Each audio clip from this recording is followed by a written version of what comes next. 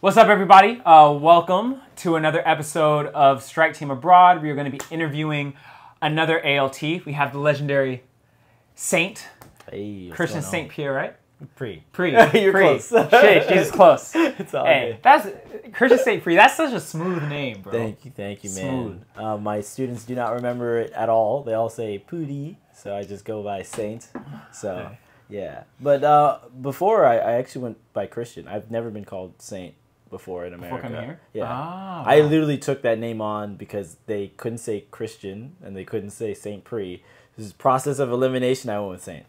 That's actually wild. Saint's such a dope name. Oh, thank you. I would assume that was like from high school or something. No. And my family thinks it's super weird because that's actually like my last name. So it's like I'm walking around calling myself half of my last name. So my family always hears that. They're like, what are you doing? Yeah. Okay.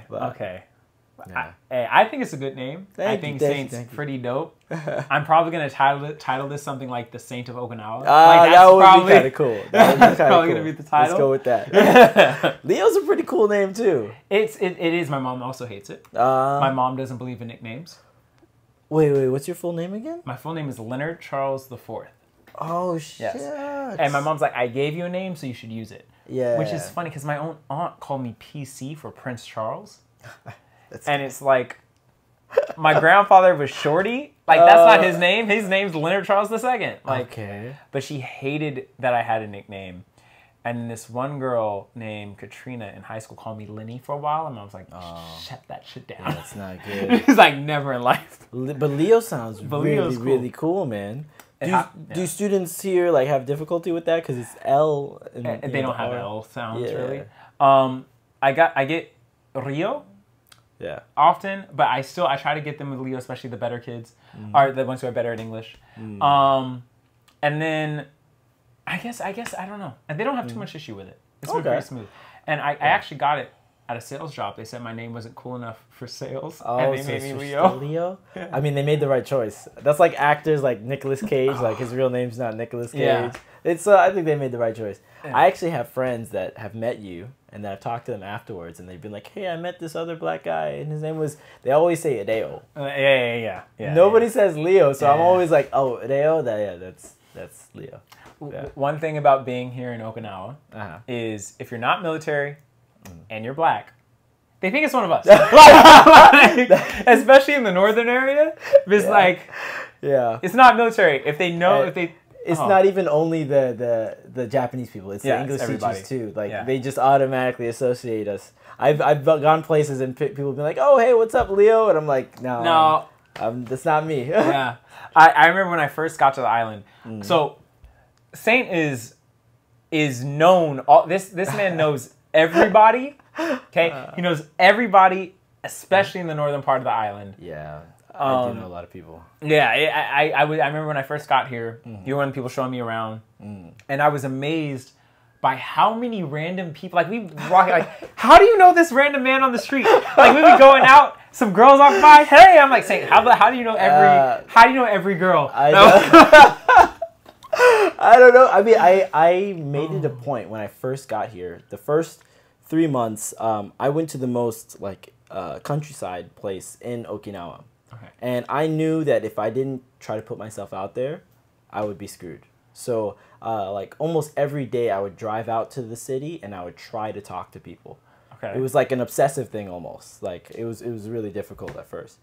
But yeah, then it just gets better and better and better. Actually, today that happened. Yeah. Somebody was like, "Hey, I know you from somewhere," and I was like, "Yeah." It happens. You know everybody. Yeah, but you're getting there. You're starting to know a lot of people. I know a decent amount, mostly because of you. Really. I don't go out as much because I'm always in the gym working out. I'm always like training for some fight or competition. Yeah. But when I do go out, it's with you and all the other ALTs, and I'm trying to steal all your friends. That's what I'm trying to do. I'll give them all to you, man. No, if you're like one of the only black people out here, you just stand out. You know? I think there are other parts of Japan where you don't stand out as much. Like if you go to Tokyo or if you go to like Osaka, you know, there's a lot of black people. Yeah. But out here, it's like the military are down south, but up north, there's nobody. nobody. That is true, and it's something. It's a weird balance. I know when I first got to Okinawa, I was pissed because I wasn't the only black guy. It does feel good coming in at first. It is nice. Like I was like, I thought I was special, and I'm not special. Niggas everywhere. I'm gonna have to bleep that. It is. When I got here though, it was kind of weird because like I came in kind of expecting like one black person, and technically there actually was another a black lady that came here when I first got here, but she didn't really go out often and stuff like that. But I was kind of like in my element. My dreadlocks were longer. I was in my element, man. I would go around, people would be like, "Hey, you're that black guy. You're the black guy." Yeah. It was nice. Yeah. It was nice. It is interesting, and I will say I've enjoyed, and obviously like we've gotten confused a few times, especially when I first got here. Yeah. Even though we look nothing. We look nothing alike. The hairstyle is not alike. He has dreads. I don't know what to do with my hair. Like we're both around the same size. Yeah. That's the best. Yeah. But our facial hair is not the same. No, it's not. Like it doesn't make sense like that they would confuse us so often. Yeah. But I guess it goes with some of the stereotypes. Think certain people look the same. It's like who you're not around. That whole group kind of looks the same to you. It's like they don't see, especially in the northern area where there's less military, as many black people. Yeah. And so I guess we just all look the same. Yeah. Well, you know, that brings up a very interesting thing. Like a lot of people that come to Japan, or a lot of people that think about Japan, and they think about China and stuff, they can't really tell the difference, right? Between Chinese, Japanese, Korean. Can you tell the difference? Absolutely. Oh, you can. Anymore. That's good. Yeah, that's good. So when I went to Korea a little bit, not for very long. Yeah. But I couldn't tell as much of a difference before. And it's harder between Chinese and Korean because I'm not there. Yeah. But Japanese is easy now. Easy. Yeah. It doesn't even look like kind of the same. Yeah, it's like, totally different. If I see a Japanese person, I'm like, that's a Japanese person. If I see a Korean person, I'm like, that's most likely a Korean person. Chinese, I haven't had as much exposure, but it is like night and day. It's a very clear difference once you get used to it. That's how you know you've been in Japan. Yeah. Like, it's like very, very easy to tell the difference between everybody. Yeah. I guess I wonder what it would be like if you include like Vietnam. Well, I can tell if somebody's Filipino or Filipino. Yeah, that's kind of America. There's a crap ton. At least where I'm from. Oh, actually, in Miami, there's not really. Oh, wow. Okay. In general, like before coming to Japan, I had almost zero exposure to like Asian communities. Like because in Miami, it's mostly like Cubans, people that are from South America or from the islands like Jamaica or Haiti or something. Okay. That was 90% of the people that I knew. The only Japanese people I knew was at a college course that I took in college, like a Japanese course. Okay. That's a super different experience than I know. Okay, yeah. I know. So yeah, Florida, Miami. I'm from the Bay Area in California, which is like Chinatown in both Oakland, San Francisco. Yeah, there's a Chinatown like every one of our cities. Like it's everywhere. I went to school with a multitude of like anywhere from Chinese to like Filipino. But I do know that during like when immigrants would come over, California is like a major place for Asian immigrants. So it's not just like there's a lot. Oh, okay. I know I used to sell cars in Fremont, which I believe, not Fremont, my mistake, Fairfield. But I believe Fairfield is the most like equally split when it comes to like black, white, Asian, and Hispanic. Is that I think it's literally like 25, like it's like perfectly split. That's insane. Yeah. Before coming to Japan, I had never been surrounded by Asian people. Like in my life. Okay. Like so imagine it was like night and day coming here and being in a room and it's like maybe, 2 foreigners. Like and it was like 100 Asian people. I was like, whoa, what's going on? But it was good. It was like a good feeling. I kind of am more interested in the West Coast now that I've experienced Asian cultures. Okay. I kind of want to go there and see what it's like to be in an Asian American community as well. Like it just seems like it'd be interesting. It is. It's hard to explain because it's like just where I grew up, so it doesn't seem very different. Yeah. But I mean, they're just like my friends. Yeah. I feel like the way that I'm describing it is very like. but no, the cultures are different. When I speak to my students here, actually, I just got to a new school. Dog barking outside. Oh my gosh. That's the countryside for you, man. Yeah. Yeah. So Get a lot of that. Yeah. Gosh. All right. Hopefully it's not too loud. We got a dog howling. But I just got placed in a new high school, Nago High School, and so I'm doing my introductions again from scratch. And I'm better now because I've been teaching here longer. Oh, okay. And at the end, I talk about my love for travel and the importance of understanding different kinds of cultures. Yeah. And one of the things I use to explain the difference between American culture and Japanese culture is Japanese culture is Japanese. Like, it's like 90%. Like, there's groups. Don't get me wrong. Like, Okinawa was its own country for a long time. Yeah. But they still see themselves as Japanese. Ah, that's an interesting point. We'll get into that. Oh, yeah. You will have probably more insight on this than I will. Yeah, we'll get into it. All right, so, but what I mean is, like, if you were to Google the ethnicity breakdown in Japan, it's like 90-something% ethnically Japanese. Yeah, it's an insanely high amount. Yeah. Like, yeah. It's very one group. You go to America, it's like, we got this, we got a little bit of this, we got a little salt over here, a little pepper over here. Yeah. And it's like, we're very mixed. And one thing that I always explain is like, America has an American culture, but there's so many extremely distinct histories and cultures within that I think is more distinct than you would get here in Japan. And I think that's like, I mean, to make a really basic example, like food. Yeah. We have way many different kinds of foods based on who you are in America than you would in Japan. I mean, they have great food here. Don't get me wrong. Japanese food is fire. Be careful. Yeah. Fire. The people out there. You're going to be mad. But no, but I mean, it's like, you have Okinawan soba, you have mainland soba, but they're both soba. Yeah. You know? You go to America, you got like a gazillion types of Asian foods. And that are nothing like the Southern foods. Yeah. You know? Like, yeah. Like, that's nothing like the Italian pizza life of New York. Like, it's a totally different realms of things. And so it's a very different way. Oh my God, that dog.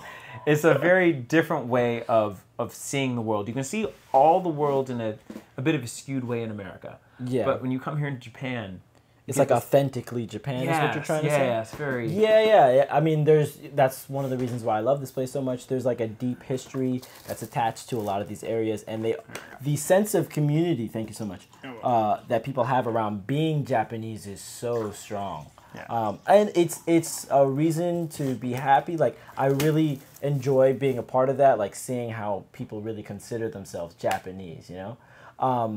It's interesting that you brought up Okinawa because Ryukyu Kingdom and and like kind of the past around it. You know, there's a lot of people that I've met in mainland Japan that come to Okinawa and they're like, "Yo, this is like a different world." Like and you even notice it in the Japanese that they speak. It's very different. A lot more casual, and they have their own language mixed into the language. That caused me some embarrassment on mainland. Oh, I tried to use a word that I thought was like Japanese and it was Okinawan, that and they all. Me too. Yeah. I do that all the time where I'll go to the mainland and I'll use words that I've learned living on the countryside in Okinawa, and it does not translate at all. Yeah. But outside of Okinawa, and probably Hokkaido, the rest of Japan is very, very united in their view of themselves as Japanese. But what's even crazier than that is that Japan's small, like very tiny. What is it? Smaller than California. Exactly. It can fit in California, but the areas themselves are so different when it comes to their language and when it comes to their food. Like, they're very like specific parts that are very different. So it's like there's so much diversity in a small area. It's kind of crazy. It is crazy, and it's also because it's so packed. Yeah. Like, California, I'm not Googling this. I could be a little off, but it's around 33, 35 million. Yeah. What's Japan, like 180 something? Like, what is the Japan number? God, I wish I could remember the numbers. Something like that. It's over 100 million. It's well over 100. Yeah. And so you're dealing with, like, all these people, small area, but knit well-knit communities. Yeah. With different histories that come together as Japanese history, but still each having their own history and their own styles. And even though I'm on Okinawa, I haven't spent as much time in mainland, but I spent a decent amount of time there. I love mainland, and it's fun. You've gone there more than me, I think. Are you serious? I think you've explored more parts. I've seen your pictures. I'm like, bro, I've never even seen that temple. Okay. What are you talking about? Okay. It's nice. It's nice. One of the beauties of knowing I want to record for YouTube is just like, get as much as you can in and see everything. Yeah. I remember when my girlfriend came here and she was visiting at the same time. One of my closest friends from America was here. Her husband was doing an exchange program here. Yeah. And we met up with them, and they were so casual in how they were like looking at Tokyo. And they like, don't get mad at me if you'll see this. But they stopped at a shoe shop, and it was like Nike's. And I'm like, boy, if you don't get get out the Nike store in Japan, if you don't get out of here right now, like we don't just have that in America. I know, yeah. A lot of people come all the way over to Japan just to shop at Nike. Shop at Nike. Like, well, what are you doing? It's kind of funny.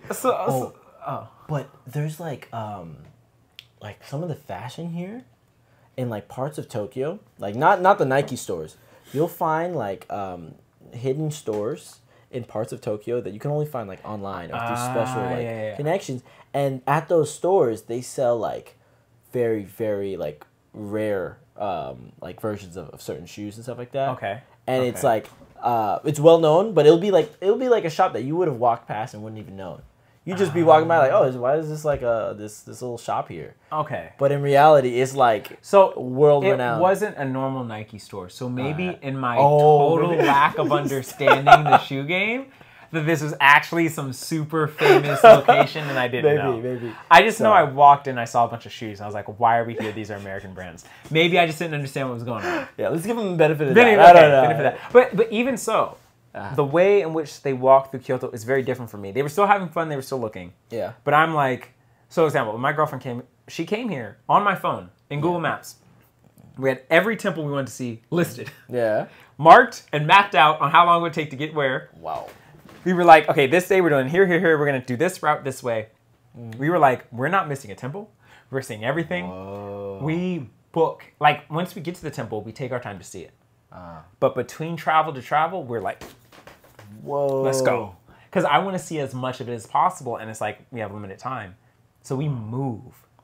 Dude, I am like the complete opposite.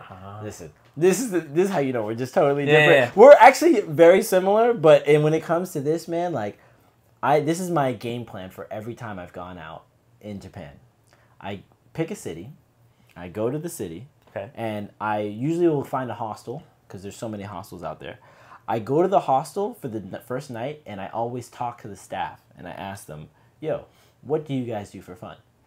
They start recommending things to me.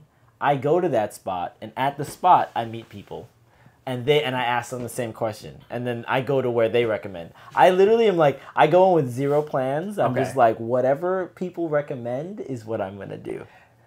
That is a good way to go about it.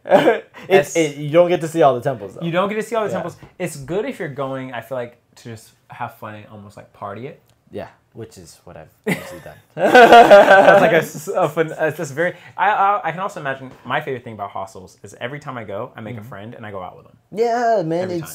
Please, if you guys come to Japan, the best thing to do is go to a hostel. Like, stay at a hostel. You can stay at a high-end hotel, but hostel, that's where you're actually going to meet people that want to go out, they want to have fun, and all you got to do is talk to them and be like, hey, what's up? Yep, that's it. High-end hotels are a waste of time when you're traveling, especially by yourself. Yeah, it's just stupid. Kind of sad and lonely, man. A lot of the time, I hostel with my girlfriend. Yeah, it's still fun. It's still fun. Yeah. And you can still meet people. Like, it's a good way to go about it. Yeah, 100%.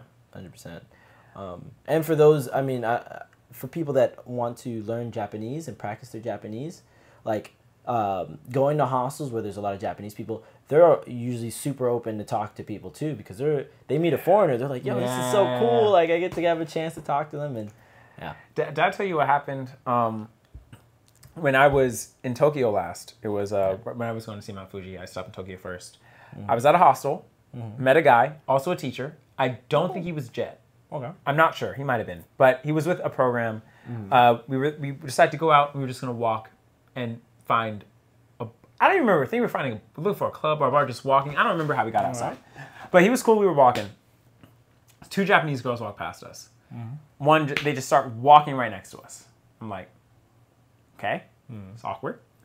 We're walking, we're talking. She gets like right here to me. I'm like, okay, it's awkward. I was like, hello.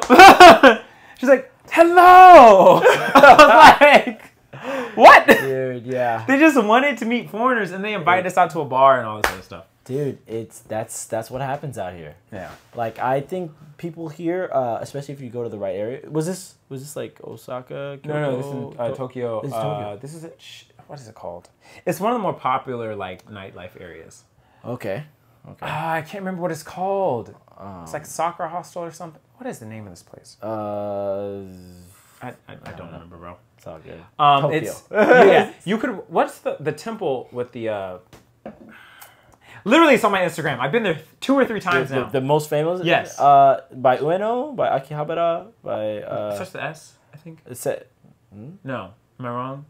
Oh my gosh. It starts with an S. No, just tell me what you were gonna say. That was it. That's all. It's literally, if you really look at top temples to go to in Tokyo, it's like one of the top 2. Sensoji? Yes. Oh. Summit. Bam. Yeah. Wait, Sensoji's the one in the forest, right? Or is that the other one? No. Well, I don't know because I'm getting 10. Jesus Christ! Pause. I don't know, man. We have a computer. We can look this up. We're gonna look this up. Yes. This is what's happening now in the middle of this podcast. Is we're just gonna pull up this computer. Okay. This is why Joe Rogan has a guy here for this. Yeah, he's like, yeah, pull it up. Yeah, pull it up, dude. Like, yeah, it's all right, man. I mean, we also have like phones. You have a phone. Mine's is recording. Mine's charging. Yours is charging. Sorry, guys, oh my gosh. This quick break. Yeah, and right after the commercial break, as I look up. No, I think it is Sensoji. I just want to make sure it's. I'm so bad. Yeah, Sensoji. Yes, you're absolutely right. Yeah, so it's in the same area as Sensoji. I could walk to Sensoji in about 10 minutes from where I was staying. Okay. 10, 15 minutes. That place is really, really nice. So the first time I went to Sensoji, it was my first time going to Tokyo, and I had actually met. Do you know Eileen? I don't know. A friend of mine that helped me introduce me to pretty much everyone on this island. She works at Kokonova. She's the bartender there. Oh, yes, I do know her. Yeah, super amazing. Very nice. Lady. So that was actually my first time meeting her. I met at, she showed me Sensoji. Wait, you met her in Tokyo? Yeah. How did that even happen? I met her through Chiba. I'm not sure I've introduced you to Chiba. No. So He has all these friends that he's keeping from me. Okay? Well, so this is how it all started. This is how like the branches started, you know? I met Chiba at a bar. Okay. Just randomly. I spoke to him, and my friends were coming to visit Tokyo. Okay. And he was like, yo, I'm actually from Tokyo. I'm going to Tokyo next week. And I said, bet. Wow. Let me get your number. Let's link up. Okay. I'm texting this dude the whole time before, like, trying to arrange something. He's texting me in English. So I'm like, oh, word, like, he actually speaks English. Okay. I get to Tokyo, and tell me how this man can't speak a lick of English. Okay, you know what it is? Google Translate. Exactly, the whole time. But he was Google Translate, and he didn't tell me that he was doing that. So I was like, well, what's going on? So he brought Eileen, because Eileen speaks English. And she could, like, translate for all of us. But what I'm trying to say is she took me to there, and I saw a crazy festival where people had, like, cranes on their head. And like it was out of nowhere. It was almost like a flash mob where they just all showed up and they all had cranes on their heads. Oh, that's wild. I still don't know what this festival what that was. I never figured it out. Listen, Jamie, I think that's the guy's name. Look it up. Look it up. Oh man. Yeah. Crane Fest. I'll look that up later. Yeah, you should go. Yeah. Yeah, man. I love Tokyo. Yeah. One of my favorite spots, but again, you haven't been. Oh, you haven't been to my favorite place in the entire world. Which is? Kyoto. Well, I'm going there next week. Can we talk about how this man has been here for years? This man has literally been here for 4 years now. 3 years? 4 years. 4 years. Yeah, 4 years. And hasn't gone to the ancient capital of the country. No, every single time I've tried to go. Well, granted, I came here during COVID. Like, I came here like 6 months later, COVID started. That's fair. So things were on lockdown for a solid 2 years. So I'd take off 2 of those years. But every time I would go, I had Osaka right there. And Osaka is so much fun. Like, I never had a reason to go from Osaka up to There's many Kyoto. reasons. I mean, yeah, there are. One thing I noticed is very different. I've been to Osaka twice. Yeah. Last time I was out for the Fuji thing, my plan was actually to go to Osaka and spend the whole time in Osaka. I wasn't planning to go to Kyoto because I'd been more than once already. Okay. And I got to Osaka and was like, nah, let's go to Kyoto. Wow. Yeah. Polar opposites, man. Yeah, totally opposite. Well, what do you find so amazing about Kyoto? Is it like the vibes? The vibe, the history. You feel like you're walking in the movie. Yeah, that's like, what everyone tells me. Yeah, it's like you're walking. Yeah. You have the outfits are different. So when people are dressed up in like modern clothes, they're very, very proper. I was going with a friend of mine, Ryan, who he's like the suit god. He's an ALT, but I mean he's always in suited a full. up. I'm talking 3-piece. Like this man does not play games. Damn. We're out like hiking, and I'm like, you are in a full suit right now. Like, this man does not play. And so like, and he's like, sometimes I wonder if I'm dressed well enough. I'm like, boy, I'm in sweatpants. You better shut up. Like, so is everyone in there like wearing like kimonos and stuff like that? Not everyone, but they are way more common there than anywhere else I've ever been. Good. So you get a lot of kimonos, but also just the buildings, that old look, the style, and again, there's temples every corner, and I love the history and architecture of Japanese temples in particular. I went to Taiwan recently, and it gave me a new appreciation for Japanese temples. Oh. Because the temples there, I know it's not China, but I assume China might be similar, but the temples in Taiwan are like the same temple. They all look like the same. They all look similar. They're all got like a bunch of gold on them. It's not unique. You go to Japan, especially Kyoto, every temple looks like a totally different thing, but all of them have the same ability to feel like they almost belong in nature. Wow. One of the big differences, and the reason I like the temples more than I like, say, churches, is churches express power when you look at it. Oh, okay. It's like you look at an old Gothic church. It's like, boom, I'm in your face. Yeah. Like trying to show off. Show off. Yeah. And I almost kind of got that with the temples in Taiwan. It was like, yeah, there's a little too much gold here. Like, chill out. But you go to Kyoto and you see the temples, and it's like, it looks like it grew out of the earth. Wow. It looks like it's like the way they design it, it feels like it mixes with the nature instead of like dominates it. Even like the Golden Pavilion, which is literally a gold temple. Talk about gaudy, right? Yeah. Perfectly in sync with the nature around it. That's crazy. I mean, that's Japanese culture right there. Yeah. That's like, I think something that they've mastered here is like kind of blending both their architecture and their style to go one with nature. I mean, it sounds corny saying it, but it's really is the truth. It's very true. It's something you can only kind of experience once you get here. Like, it's pictures weird. Don't do it justice. I'm Christian, but I've never felt more connected to I'd call it God, but to like than I did the damn temples. I'm like, this isn't even my group. Like, what is happening? Yeah. Dude, the irony of that is, there's not, most people here would say they're not religious. I know. That's so ironic. I know. Yeah. The religious ideals in Japan are very different than how we view it in America. I don't want to go too deep into it because I feel like I'm not fully educated enough. Oh, okay. But if you are, you feel free to go into it. I could try, but I can only give like anecdotes of like, what people have told me. But like, anytime I've spoken to somebody here that's, I've asked them about religion, like, hey, like, what's up? A lot of people here follow the traditions. Yeah. But they don't consider themselves personally to be religious because they don't really have strong opinions about what is going to happen after death. A lot of people are like, I'm not sure, or I don't really give much thought to it. They focus on other parts of their life. Again, this is only my friends, so I could be wrong about the entire. No, but that's actually very similar to what my supervisor kind of said. He said that he gave that kind of a thing. He also said that like there's many gods if you include like what is it called again? Starts with S. Shinto. Shinto. Thank you. If you include like the Shinto religion, like there's many different ways you can like view and look at that. And then if you also look at like Buddhism is a heavy thing here, and I know there's multiple sects, and I mean that's a religion, but it's also a philosophy. Yeah, and I think that's what a lot of people take. They take the philosophical aspects of it, and they kind of let go of the dogma, and they kind of mostly follow the traditions. Yeah. Like almost to a point where they don't know why they do it. Yeah, they don't know the established reasons behind it. They just they've been doing it. Their families been doing it. Like that monkey test with the ladder and the water and the banana. Do you know what? What? He just kept saying the monkey test with the banana and the water. No, okay. There's a psychological study.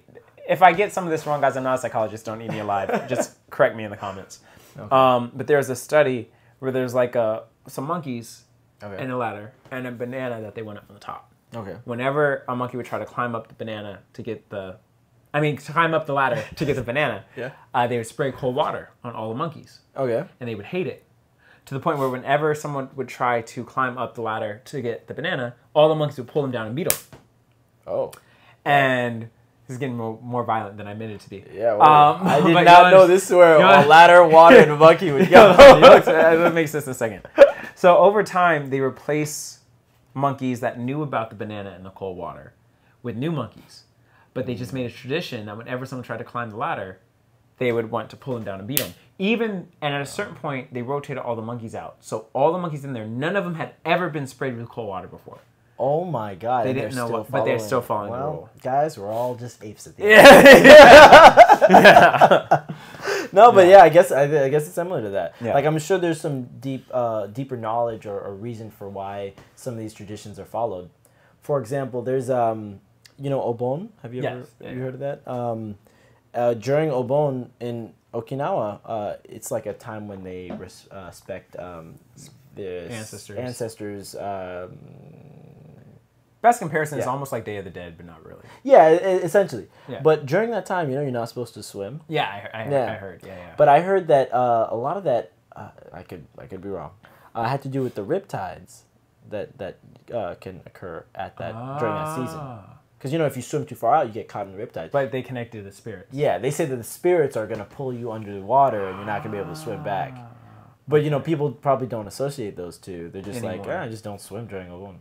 And I have friends that they will swear that they're not any sorts of religious or believe in any religion. And I'll ask them if they want to go to the beach during Obon, and they're like, no.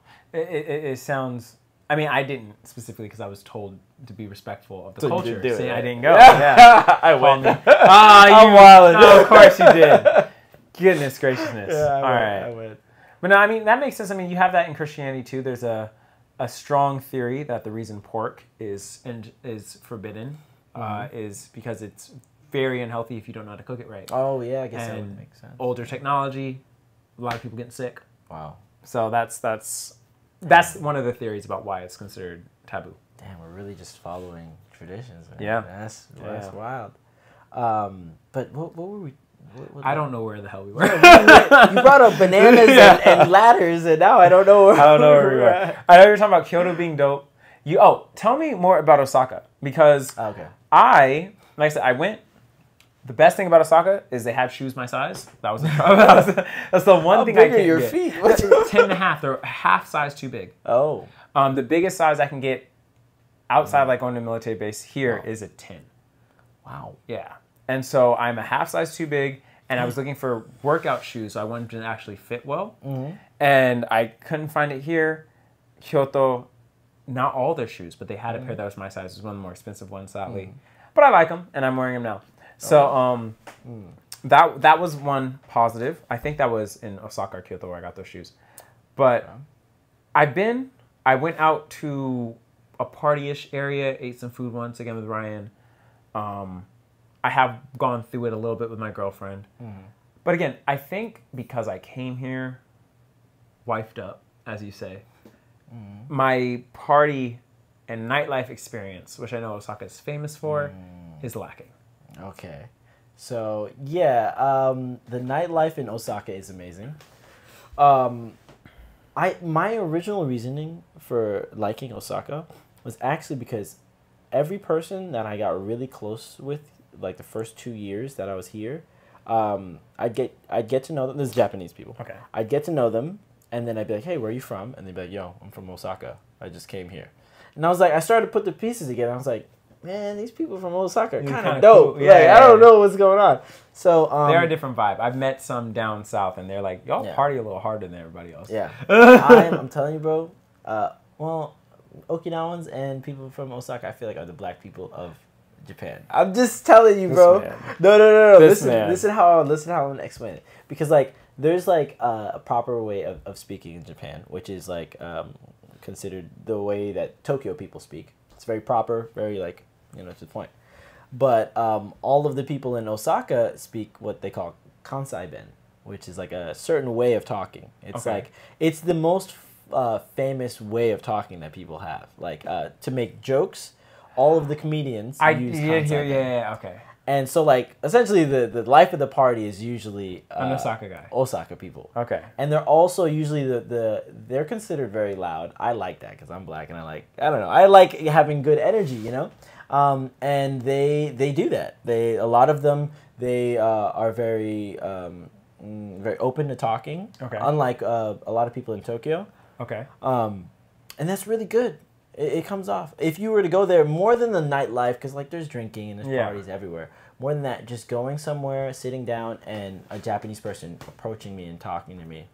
That's something that really happens in Osaka, not as much in Tokyo. Okay. I think maybe also part of it is all of my experiences, I'm with a group. You gotta go by yourself. Yeah, I've never been. Go by yourself. I don't think I've been anywhere in mainland by myself ever, except for that first day in Tokyo when I was waiting for my friend because he got there the next day, or maybe 2 days after. And I met that guy in the hostel and then we ended up meeting those girls and they showed us the bars. But outside of that, everywhere I go, the friends I met at orientation for Jet, those are the ones that every time. That's who I meet up with every time I go. That's so crazy. I think 90% of my time has been me alone. Interesting. I just would I would plan a trip, go to a random area in Japan, and just spend like a weekend and a half or something like that there. And just try to figure it out. That's crazy. Okay, yeah. So that's a very different way of traveling. I mean, anyone who gets on the JET program, I think you're a self-sufficient adult. Yeah. It is some crazy stuff. Yeah. But I'm such a community travel person still. Like even though I love hostels, I love going with people. I have a group chat with those guys to this day. We don't even now. They meet up. I'm so jealous they're on mainland and I'm not. They meet up all the time. So some of the people that I met in Osaka that keep me going there. One of them I met at the JET. The original, my first night in Japan, in Tokyo, you have that group. Yeah. I met somebody, shout out to Fatu, she's in New York now, but she's really cool. Okay. She showed me around Osaka, so that did, help out. Had that. But 90% of the other times, it was because I wanted to learn Japanese. Like, that was a big reason why I came. You're getting good, man. I want to learn Japanese, too. But that was like 80% of the reason why I came here. So I would like any chance I could, I'd just throw myself out there. This man's pretty much fluent. And I barely took a semester of college worth of knowledge in my head. Okay, like it's kind of ridiculous. But it's had its ups and downs, man. It's had its ups and downs. Speaking of practically fluent, just a fun story. I remember when I asked you, I asked Julie, I asked a couple people how good they were. I remember the way you described your skill level. Do you remember? Nah, man. This is funny. What did I say? So, for those who don't know, you have I think I do remember. You have an official ranking system of like N5 to N1. N1's the best, N5's the lowest, right? And then we have an unofficial JET level that's between N3 and N2. We call that dateable. No, this I swear I would write a book on this. I swear. Well, explain what I said. That's when you're good enough to go on a date with a girl without using English.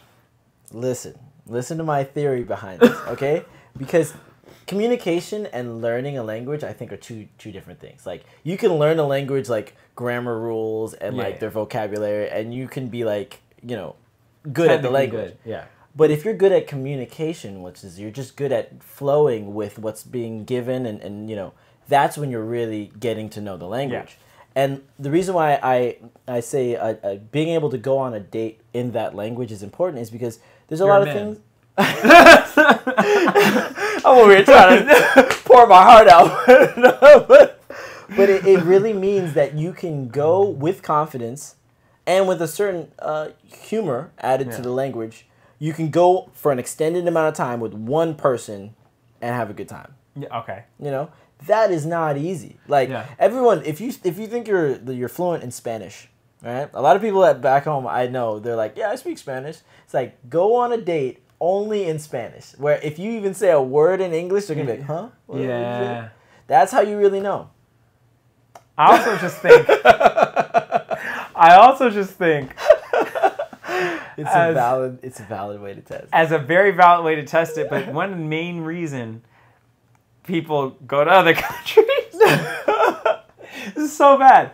Listen, if you're single and you're traveling, you're at least partially going for the opposite side. Or the same, you're significant, whatever you want to get with. You know what I mean?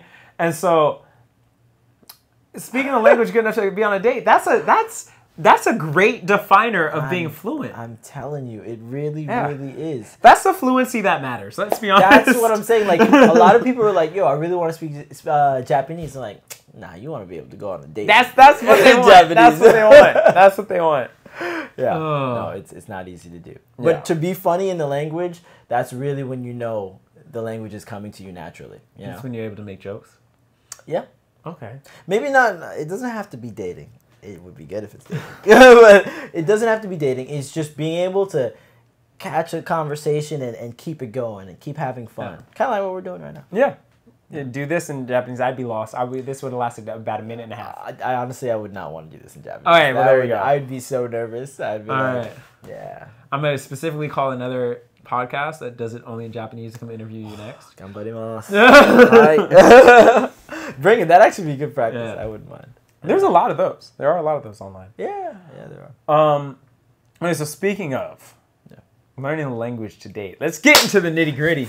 This is the gateway into the real conversation. Okay. This is the part of Japan life that I have zero experience. Yeah.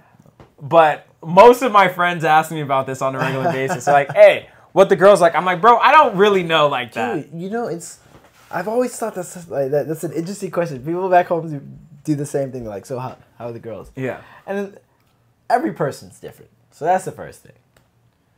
Okay. Let's get everybody's different. Can we get a real answer now? What do you want to ask? So, like, if you were to take a girl on a date, what are the cultural differences you should be aware of? Like, the things you shouldn't do in particular. Also, it is so hot in here. It is kind of hot. All right, I'm going to open this. Guys, if you hear a little noise, it's because the fan is in the other room. We closed the door. Thank God. You're giving me time to think. All right, back. Fix the air conditioner. Technical difficulties. Yeah. Is that... Yeah, camera's still looking good. Yeah. All right. Yeah. Anyway, the girls. Straight to the point. Straight to the point. So, yeah, what's the question? Actually, I'm going to reclose this. But tell me what the... like... If you're dealing with a more traditional, she only speaks Japanese, you want to take her out, is that any different than America, actually? Yeah, first, is it any different than America? Maybe it's not. So I think taking somebody out and dating long-term are going to be very different in Japan. Okay. For a couple of reasons. I would say, number one, if you're interested in Japanese girls, learn Japanese. Like, that's number one rule. Like, I think a lot of people are try to do that, but they don't realize how much strain it puts on the smooth communication by having the other person have to speak your language. Like, eventually she's gonna get tired. Okay. Like, that's been a big complaint from a lot of the girls that I've talked to before, is that like they're appreciative that I speak the language, or that at least that I'm trying. Yeah. Because they can feel more at ease and like they're being themselves. I really don't think you're gonna get an honest idea of how that person is if you do the date in English. Already, I think the first date you're not gonna get an honest idea. That's what kind of in America too. You don't really get to know somebody. But now imagine, it's also in a culture where it's not really good to be straight up. It's not really good to kind of express yourself. That is very different. Japan is very much a more, I'm gonna throw secret shade at you kind of to get my way kind of culture. Like, you got to pick up on the signs, and you're not going to be able to pick up on the cultural signs because you're not from here. Yeah. You're not a mind reader, and it depends on if the girl has exposure to other international people or if they've traveled abroad themselves. But if you're going to a place where let's say you're an American, you're coming to Japan, and you're going to I don't know, Shinjuku or Shibuya or something like that, or Roppongi. You're gonna go to a place where there's a lot of girls that already have experience with international guys or have exposed themselves to international people before, so they already kind of know the vibes. So you can keep doing what you're already doing. You don't have to worry about like, oh, should I kiss or not? Like, but if you're trying to find somebody that hasn't had as much exposure, and let's say you're doing your part and you're trying to speak Japanese and you're trying to reach out, then I wouldn't do that on the first date. Okay. This is something that I didn't know was a problem, but a lot of Japanese girls have told me about, is how you eat your food is actually important. Interesting. Okay. I know. I didn't know, but many people have told me like how messy you are with how you eat is because a lot of the times you'll be using chopsticks. Yeah. I was gonna say the Japanese word. But yeah, a lot of times you'll be using chopsticks. And if you're like a mess and just kind of like eating and leaving food all over the place, a lot of girls take note of that. They do pay attention. So your table manners. Yeah, it matters a lot. It matters a lot. I would not have called that as like being an issue.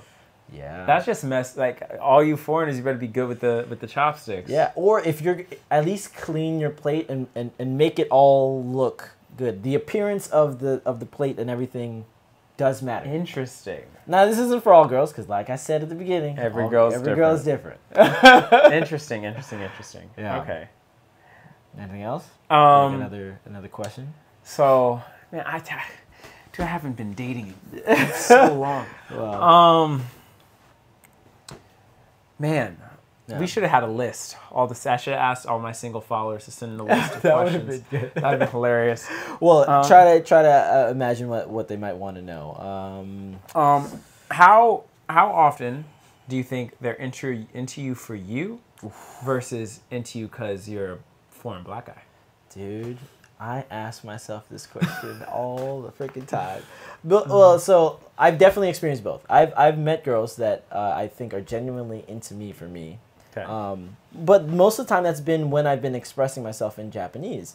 But sometimes I've been in situations where I link up with the girl, or I go on a date with a girl, and then she's like, yo, since I was a kid, I loved 90s rap. And that's, for me, it's kind of cringy. Not that like there's anything wrong with liking rap or liking 90s rap. Like, I like anime, so they probably feel it's the same. They probably think the same thing about me. But it's like they have an idealized version of what a black person is, and it has no connection to me. I mean, I am a dancer. I do. He does have dreads. He is a phenomenal dancer. He can kind of sing too, you know what I'm saying? It's just, I mean, there's some boxes. You're also athletic. And I love basketball. That is kind of funny. Could you not be so stereotypical in another country, please? I wish. At least I suck at basketball. You suck at basketball? I suck at basketball, bro. I'm awful. But listen, as far as I'm concerned, I'm breaking stereotypes in a foreign country. How so? Because I'm so bad at basketball. Oh, yeah. So if anything, you're helping them out. My kids see me, they're like, oh, he can actually dance hip-hop. So, yeah. But with some girls, like, you really, really have to be cognizant of that. Because... if you care. if you care. Sometimes I don't care. There are guys that are gonna come here and they're just looking for an Asian girl, and there are guys like that, and there are also girls that will meet that and be like, hey. Yeah. The irony is, I think both people are looking for the opposite type. Listen, because like if you're like a black dude that's like super into anime, yeah, and like you want to be a part of Asian culture, their idea of a black person is not that. Ah. Like when I say that I'm into anime, a lot of people are like, what? Like you like anime like that? Like I didn't know you were into that. I'm like, bro, all black people are into anime. Yeah. Like 90% of us love that. You don't black anime might as well be black culture at this point. Dragon Ball Z raised all of us. I have a Dragon Ball tattoo. They are blown. I have a Dragon Ball tattoo. I can explain that in a second. I have this tattoo, and every time they see it, they're like, what the heck? You like anime? But on the flip side, a lot of guys that meet Asian girls, they don't know that they're super into black culture.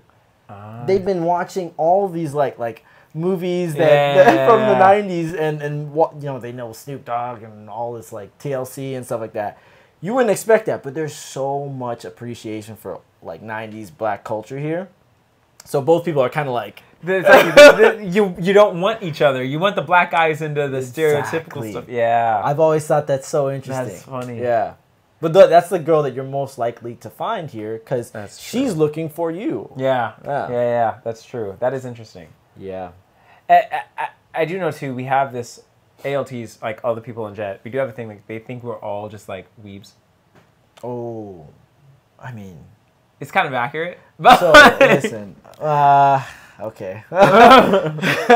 I think that a good portion of Jets are very into anime. Yes. And a good portion aren't. Yeah. But I would say if you're gonna take a random sample, you're more likely to hit somebody that's really into anime.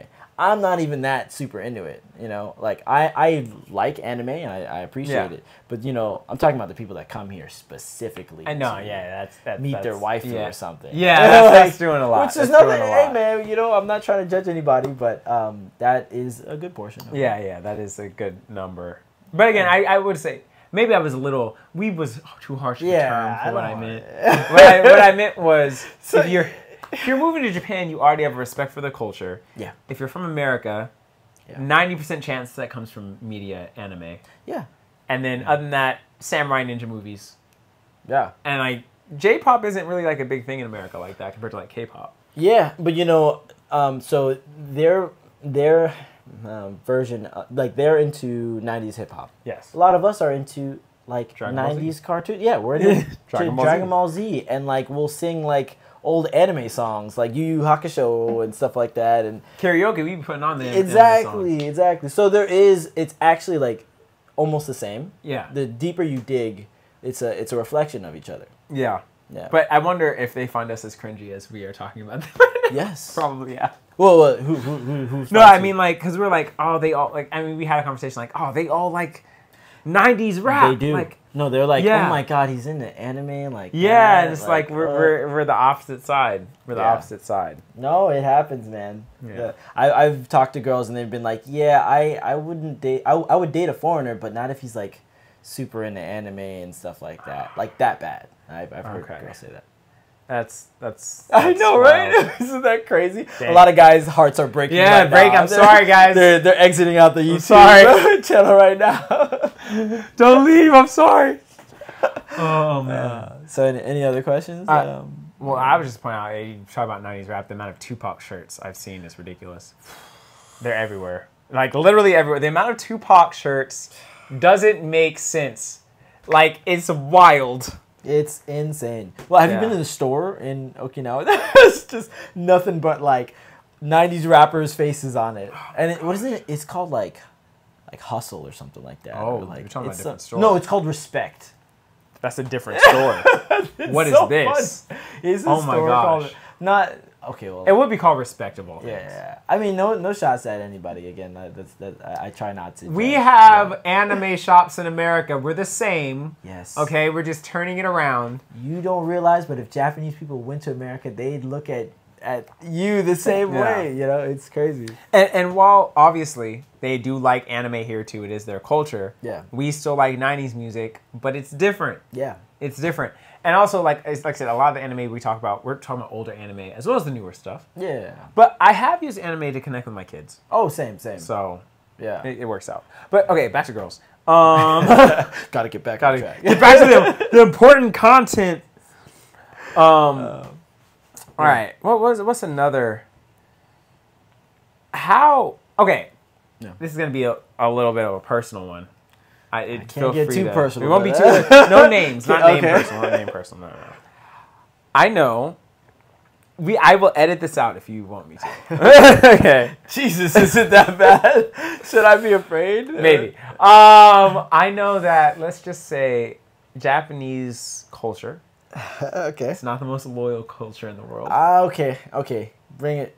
Let's hear the question. How often is the lack of loyalty prevalent in the nightlife? It is insane. Okay. It's insane. I mean, we also live in Okinawa. And Okinawa is like Hawaii. Yeah, it's like Hawaii. People come here kind of to escape their problems. But in general, I continue to be amazed by how many people... It's a cultural thing. Yeah. Because a lot of people here believe you should stay in the relationship until you feel like you really want to leave, and then you find somebody else immediately.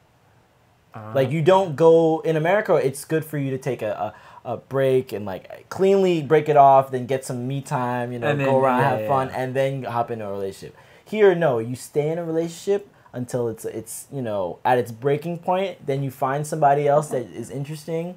And you immediately switch. Again, it's not everybody, because everybody's different. But... I did hear that. I hear that's not even, like, marriage, but that's dating and everything. It's all dating. Like that. I mean, that's a big problem that I have here, or that I've felt here. It's like you don't really know how authentic somebody is being because of how widespread cheating is here. And of course, there's faithful people out here, but like everywhere. But you have, I've heard there like the cheating thing is like. It almost ruins the mystique of like, if you were to come here and you were looking for something serious. First off, if you're coming to a foreign country to find a wife that you never met, you're probably not that serious about it. But if you were, okay, that's actually a really good point. But if you were coming to find your wife, who or whatever, you know, then like the cheating thing, like that would be a huge issue. I feel like for a lot of people in general, because I do believe their stats are worse than America. They are. I think their divorce rates are almost the same. Okay. If not a little bit worse on the Japanese side. But yeah, cheating here, so much of it goes undocumented because a lot of people, they're holding back a lot of their sexual desires and a lot of their feelings within the relationship, and they're not expressing it in the relationship until they drink alcohol. And then they drink alcohol, and then they feel that they can release. Like, even at workers' parties. That's why there's a lot of cheating that happens at workers' parties, because they're so pent up. They go to a workers' party, everybody gets drunk, bada boom, bada bing. Interesting. And they never talk about it. When I tell you, I've seen things, man. Oh my gosh. Like, I'm telling you, like, not okay. good. Okay. But it is just as bad as you think it is, or as you've heard. Yeah. It's that and maybe a little bit more. Okay. All right. So don't expect loyalty is what you're saying. There are some of the most loyal people out here. I get it. Everyone's different. If you're at the club and you're having a good time, 50-50 chance. Yeah. 50-50 chance you're with somebody's wife. You might hear at some point, but I have a boyfriend. And then as they proceed. Yes. It's like, I just want you to know before we do this anyway.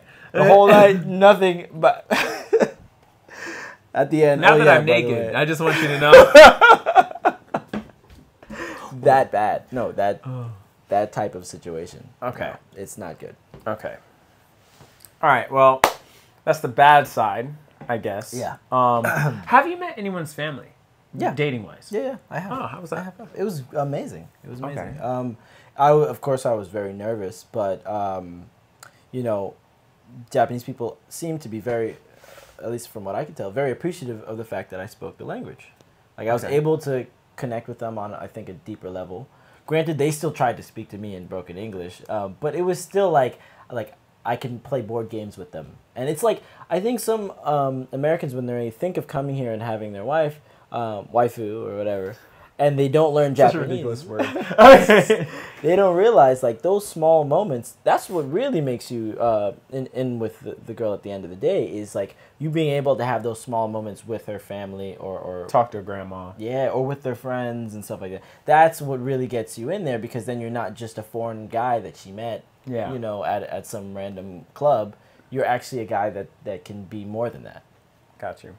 That makes sense. You gotta become friendly with the mom and the dad and all them, the whole family. Yeah, or at least try. Or at least try. Do your best. Do your best. I can imagine it maybe not always going so well. Yeah, I mean, relationships are hard even outside of Japan. So that's what my senpai told me when I first got here. Like the English teacher that was here before me, is that you know, it's easy to have fun here, but it's not easy to find the one, because like dating's already hard, and you're adding a language barrier on top of that, and then you're adding a cultural barrier from two places that are polar opposites. Super opposite. So you have to already climb over all that just to get to a regular relationship where, you know, you still got to deal with each other's BS. I'm also thinking, like, Japan in general is not having the best time with dating, even amongst themselves. Oof, yeah. Like, not Okinawa. That's really? That's the only place that's like net positive. I didn't know that. Yeah. You haven't noticed, bro? There's like, everybody has like 4 kids here. It's like true. A joke. Like, it's insane. Go to your school and be like, hey, how many brothers and sisters do you have? And they're gonna be like, I have like 4. No, it was right. I mean, my karate instructor, the whole thing is just filled with the little kids everywhere. It's just kids everywhere. I know. Okay. Go to Tokyo, it's like old people. All right. People our age. Yeah. All right. Okinawa, we in here. Yeah, we in here. So the more chill island vibes. Saving Japan, 1 kid at a time. I like it. Oh, okay. Yeah. Interesting. All right. Yeah. So I guess you're in the one area where I guess in that case you don't have to worry about it. Yeah. So I mean, unless there are other random cultural differences with women. Well, can I say some good things? I feel absolutely. Yeah, I feel like I've been talking. We want good things. We want good things too. Because like I genuinely still think Japanese women are amazing, and I think that Japanese people as a whole are super amazing. Like, for every instance of cheating that you have a sense of family, at least when it comes to taking care of one another, that is very high. At least from the women that I've met, like, a lot of them are just so caring. Something that I kind of don't feel as much in America. I've heard. That's what all of my guy friends who are in long-term relationships with Japanese women have all said the same thing. It is so nice. Like, to have somebody that really, really cares for you. Like, not that people in America don't, but I have felt, you know, that sense of wanting to take care of you and contribute to the relationship. That's really nice. Yeah. And another thing I'll say is cleanliness is so dope here. Like, people here are on their thing when it comes to... Are you attacking me personally? No. I feel attacked. I feel attacked. Brother, I feel you.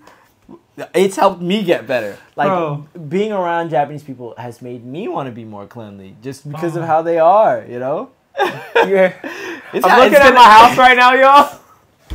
I feel like I'm being attacked right now. He said cleanliness and looked me right in my eye. Looked me right in my eye. Yeah, but no, it's having a delayed effect on you. It's gonna hit you in a bit. You're gonna. Oh my gosh! I just want you. When my girl came and visited me last, I thought so. It was right before we had a typhoon, so I had tried to clean, but then I had to change stuff in case my house flooded. So it wasn't clean per se. Yeah. Right. Mm-hmm. She walked in, and, bro. It's so bad. Some of our newer ALTs that came, we had a dinner. We were supposed to come in and go to dinner together. Yeah. So we were just coming in real quick and we're going to leave for dinner. Yeah. We get here. She looks at my room. She gives me an eye. She gives me this look. And she's like, go. Like, go to your dinner. And she stays here and she, like, cleans it. What? She cleaned the whole house. She was so mad. She was furious. She cleaned the whole place. I wish somebody could be mad at me like that. go to your dinner. I'm gonna clean. Yeah, that's pretty much what happened. That's so nice. It was such a genuinely nice thing. My girlfriend is like that. She has those similar traits. Yeah. Very rare in America, usually, but yeah. Well, that's amazing. But I felt a similar sense of care like that, where it's like, you know, just checking up on me, like, hey, you know, how's life, and not even just checking up, like, but also checking up, like, in my life, how am I doing? Like, am I gonna be doing things in the future? Like, what are my thoughts on the future and stuff? Okay. There's a good portion of that, and also Japanese people are prepared for so much. I know it sounds like a weird thing. Yeah. So like, just like in small little things, like let's say I'm gonna go swimming. Okay. Or let's say I'm gonna go play basketball. The amount of preparation that I feel like people here put into that is so much more than me or anyone I know back home ever does. For basketball, how do you prepare? That's what I'm saying. People go and they bring scoreboards. Huh? They bring scoreboards, they put them out, and they have somebody that's designated to click the buttons on the scoreboard to keep track of everyone's points. That's extreme. They organize their basketball. Like, I go to basketball and it's like pickup. Like, I'm like, yeah, 3 people, you 3 come. Yeah. And we're counting in our head. If you mess up the score, it's like, damn. It is what it is. Yeah. No, here, everyone has all their stuff set out. You know, they come here with the appropriate amount of balls. They're all doing, like drills before they start playing. Wait, it's like that? Like, it's the actual... serious? I'm like, yo, is this the NBA? That's crazy. Same with swimming or something like that. Like, they have everything set up, you know, everything that you would need, goggles, you know, and extra clothes. Like, I know it sounds regular, but I mean, like, it's even more than that. That Americans, we just don't put that much attention to detail. I feel like you don't need that much effort for basketball. The fact they came with a scoreboard is wild. It's crazy. That's crazy. It's crazy. I love it though. I never forget the score. Okay. They got they got it on lock. It's really nice.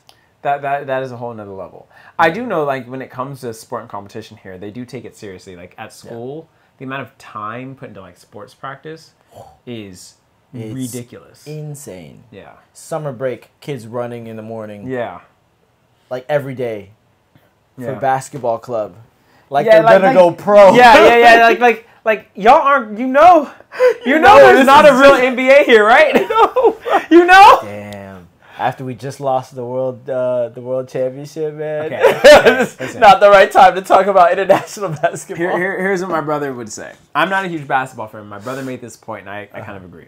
Yeah. It's a cycle. We lose the world, then we get mad, and we send real people to the Olympics, and we win the Olympics. Why do you think Avengers is the most popular?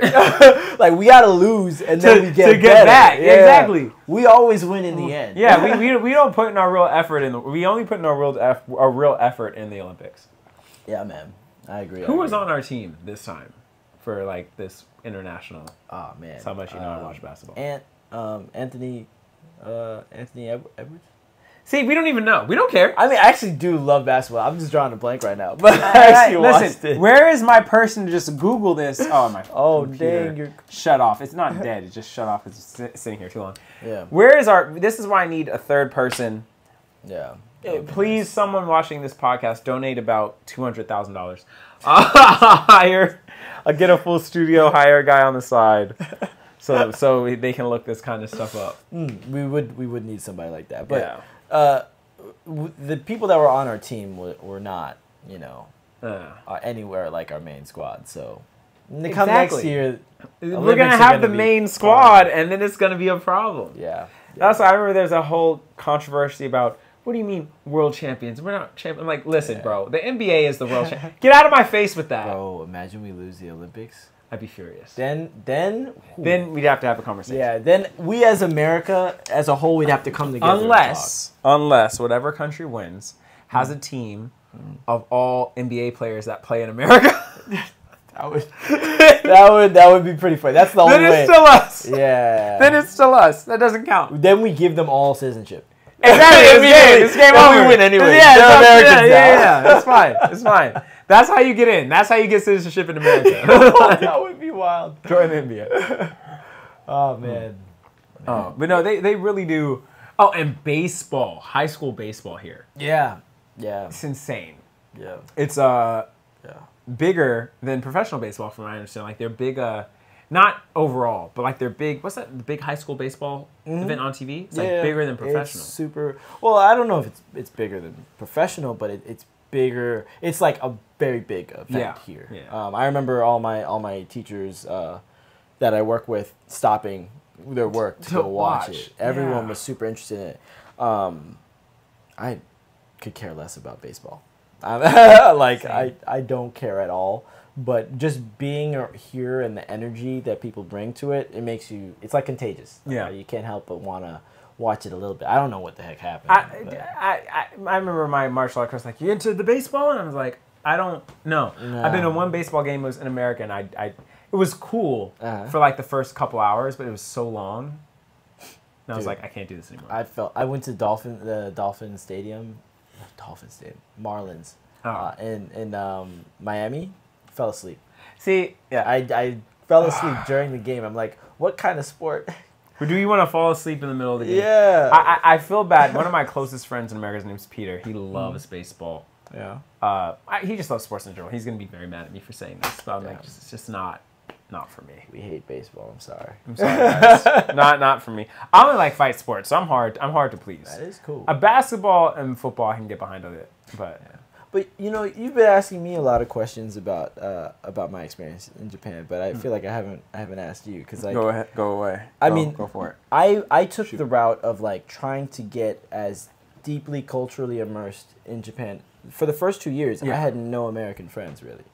I only hung out with Japanese people really. I didn't hang out with other English teachers. I didn't hang out with any of the Marines here. Okay. For the first 2 years, and it was painful.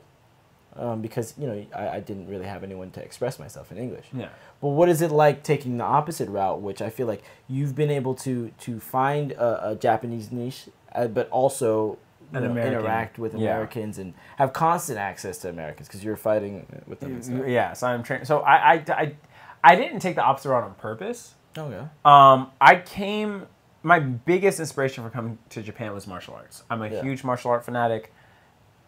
Like it's a little ridiculous. And so I came here. I was like, I want to find a dojo to train my karate.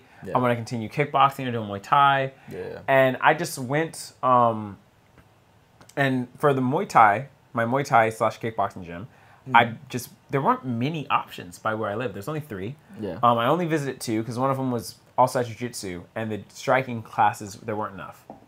And I compete primarily in striking. And so while I am interested in jiu-jitsu and not against focusing on it more, I just needed more striking. Okay. And so I tried Evolution Muay Thai and I tried Naga Muay Thai. Naga Muay Thai, the coach was more traditional, more my traditional actual style Muay Thai. But and he was sorry to pause you. Yes. Nago is like the city in that the area. Yeah. Just to let you know. Yeah. We don't live there, but it's like the main area in the it's our main city. Yeah. And the instructor there, he was a very nice guy, a great pad holder, seemed to have good coaching. Yeah. He had some good guys there, but very little English, if any. Like language barrier, which you can get around. I got around it in karate because in karate it's all Japanese, and you can get around it in fighting.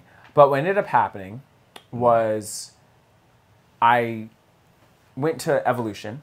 Yeah. And I met a guy there who I also sparred. His name was Elijah, Davis, whichever. Okay. And we sparred. He was good. He was American. We could talk. Coach spoke English. But I was also surrounded by Japanese people. And I was like... This is nice. Yeah, this is nice. And the Japanese people, they spoke Japanese, but they were also... There was some who were like kind of able to speak some English. And I was like... I like this. and so what's funny is like the gym I chose, technically their style of like striking is different than mine. It may not even necessarily been the best place for the way I fight. But they were close enough, and I feel like it was better for me creating a community. I have American friends, I can speak English. I have Japanese friends. Yeah. Turns out later, a lot of those Japanese people I didn't know at the time turned out to be my students. I didn't know that when I met them. I was just like, oh, they have a bunch of teenagers here, and they're all friendly. That makes an even stronger connection with them, I bet. Yeah, so, I punched them in the face before I talked. Or they punch you in the face. And that too. One of them darn near knocked me out. He didn't know. I hit it. He had no idea how bad he rocked me. Oh. Showed you, the guy. Oh, the one. Yeah. He rocked me. That reminds me of like, I mean, not to interrupt your story. I play basketball. In my village, the place that I live at, it's called Higashi. They love basketball there. Okay. So I used to practice with these kids all the time. Some of those kids, they've been growing up since I first taught them. Tell me how, like, before I was giving out like 50%. I was like, bro, whatever. One of them crossed me, and they crossed me dirty. Like, they like. Oh no! And I was like stumbling for a second. Oh no! Tell me how I was playing the best defense of my life. No! And everyone saw it. I mean, granted, I did great in the game afterwards, but I was like on 100. I was like, this kid's not gonna do this to me. This is my student, man.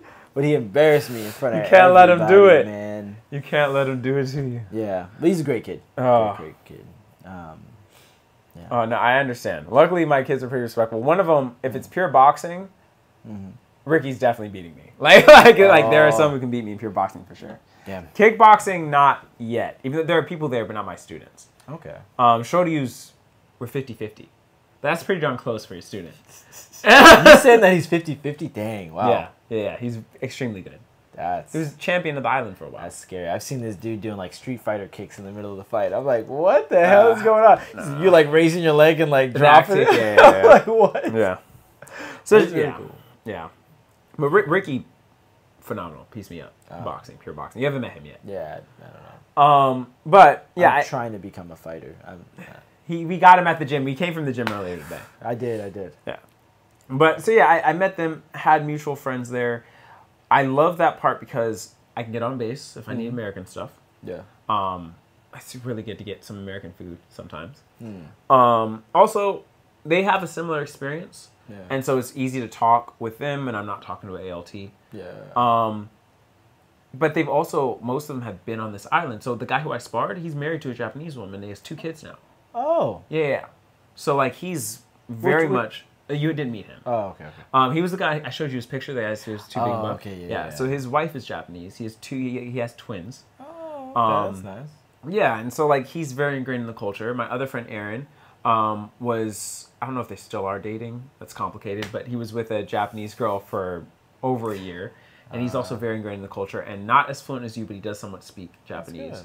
And so, like, I'm going out with them. They're showing me, like, I'm getting that side. And then on the other side, I start getting with my karate group, which is 100% Japanese. We are Google Translate and body motions. Like that's what that is. And so I'm getting that side, and they're also super great. The kids are amazing, and it really shows how much connection you can make when you're a goofball and use body language, especially with the kids. Yeah. Because, like, he has, like, a young son and a young daughter. And like, half the time, like, I'm just playing pranks on him. Like, just little goofy stuff. But, like, it creates, like, I was like, like, they're like, they don't say it in English. But I know that's what they're trying to say in Japanese, like, when I show up. And I'm like, hey. And so you get that, like, friendship. And I like having it with them because I would hope that this is a friendship that I keep once I'm even out of Japan.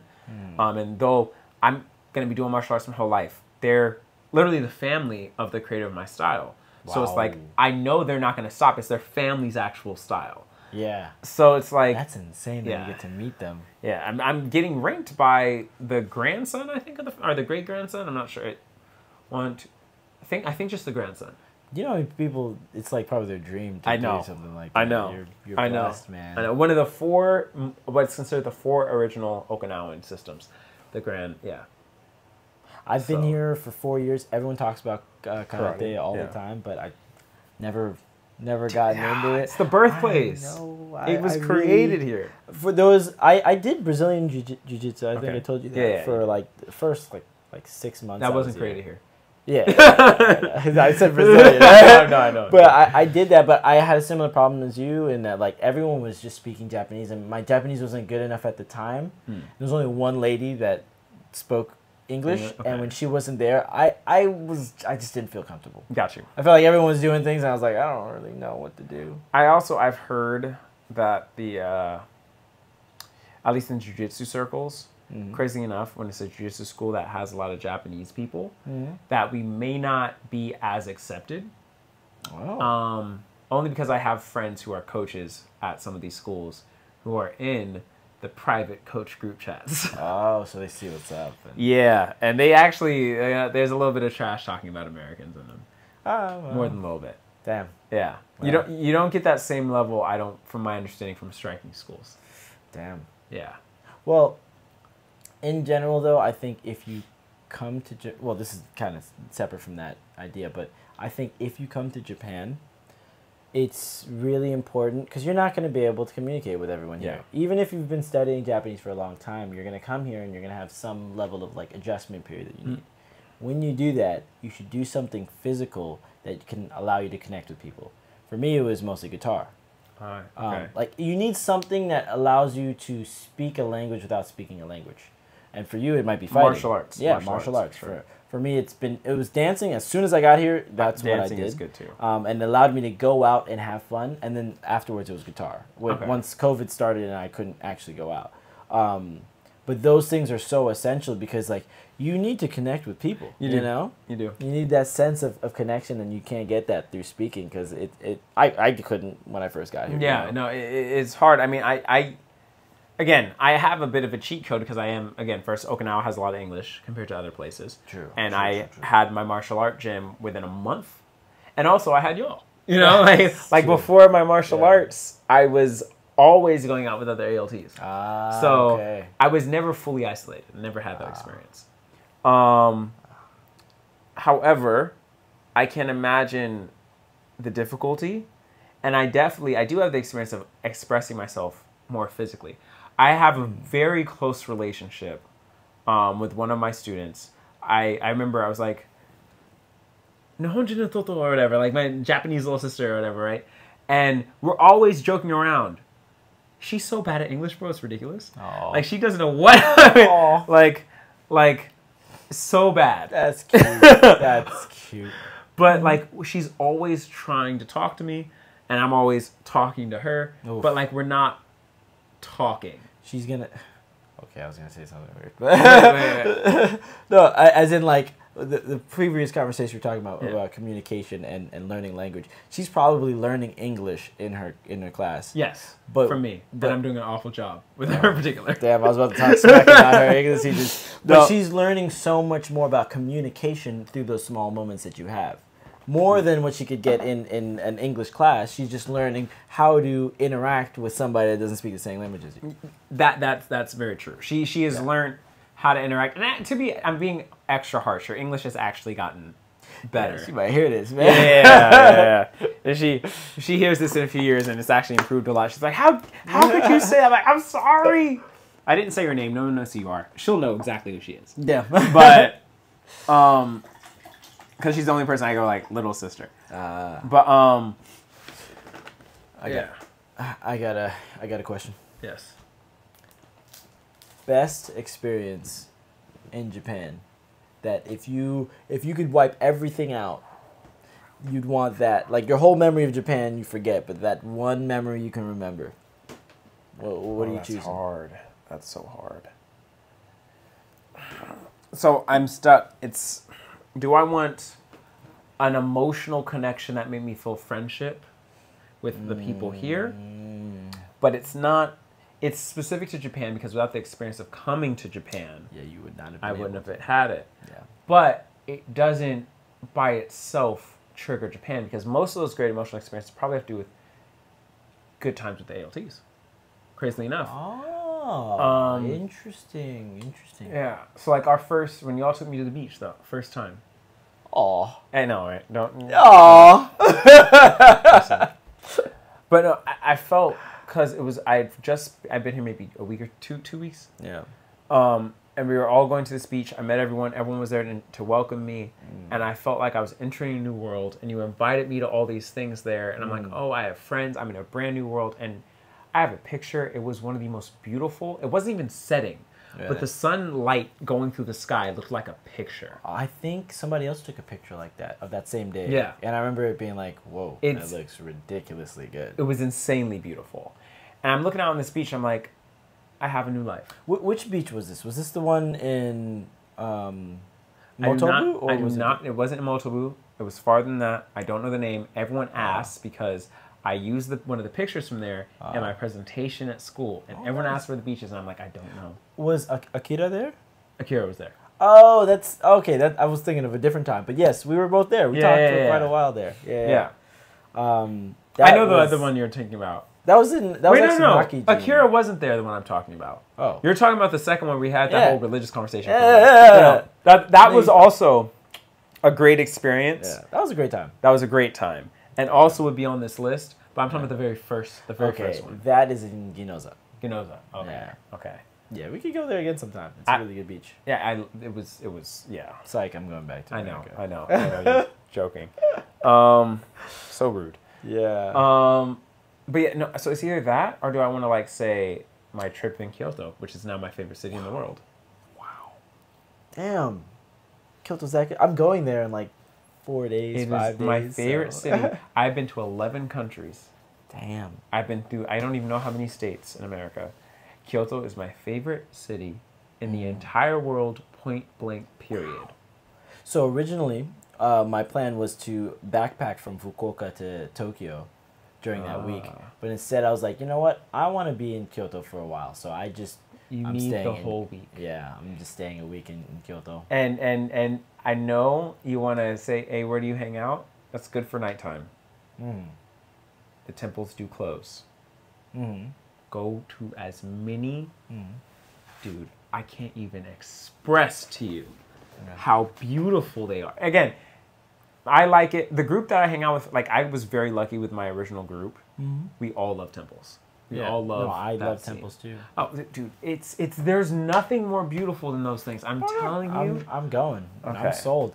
I already have like an idea of where I'm going to be heading to because I've been in Japan all these years and people all they do is tell me, why don't you go to Kyoto? Why don't you go to Kyoto? Like I've had so many times that I have like a list of temples. I feel like the three main places people go is Tokyo, Kyoto, and then Osaka probably would be the top three. I spent so much time in Nagoya. Oh. Yeah. Okay. Yeah. That's why. Nagoya is pretty cool too. Have you been to Himeji? No. Bro. No. If you do decide to spend one day not in Kyoto, take a train to Himeji and spend a day trip. So Himeji, you've been to Nara? No. You've never been to Nara? Are you? What is happening? In Kansai area, I've only been to Osaka and Kobe. Okay, you have a whole thing you got to do now. So we're changing this whole thing up. We're planning a trip. This is insane. This is not I already got like the hotel and everything, the hostel and everything. You can day trip these. Oh, okay. Yeah, you can day trip all of them. Nara's a day trip. I did Nara. I did Nara on my way to the hotel. So I left early morning, went to Nara, and then got to the airport by like 7 p.m. Okay. So you can day trip it. Himeji, I also day tripped. We didn't have a hotel there. Nara, it's the deer. Yeah. It's not for you? I mean, yeah. No, I mean, that's like somebody like, yo, you got to go to New York to see the Statue of Liberty. It's like, yeah, actually, you're right. I do. I get it's deeper than that. You can touch them. It's like, I know. It's not like you're just, like, okay, the big Buddha is like the Statue of Liberty. The big Buddha they have in there. That is true, yeah. Okay?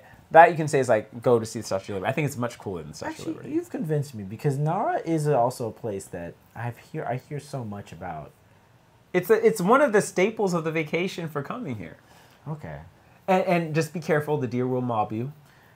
Oh, like they'll try to eat all the food. If you let them surround you, they will attack you for the food. Oh my god. So be aware. But they're not afraid of humans at all. Like they'll walk, brush you can pet them. Like, and that's because they're wild deer. They're not pets. They're not like they don't leave to an enclosure. They're actually wild. But this is like the monkey ladder situation where they've gotten so used to us that like it's like whatever. So you could do Nara, but you could, like I said, day trip. You can do Nara and maybe some other stuff along the way. Yeah. Himeji is the first. What I love about it is this is not a remake. One of the sad things about Japan, you see all these ancient buildings, a lot of rebuilt. Fire is a thing. There is so much wood. Himeji is the original structure. And it's one of the largest castles in the world. Wow. and it looks like a castle in an anime.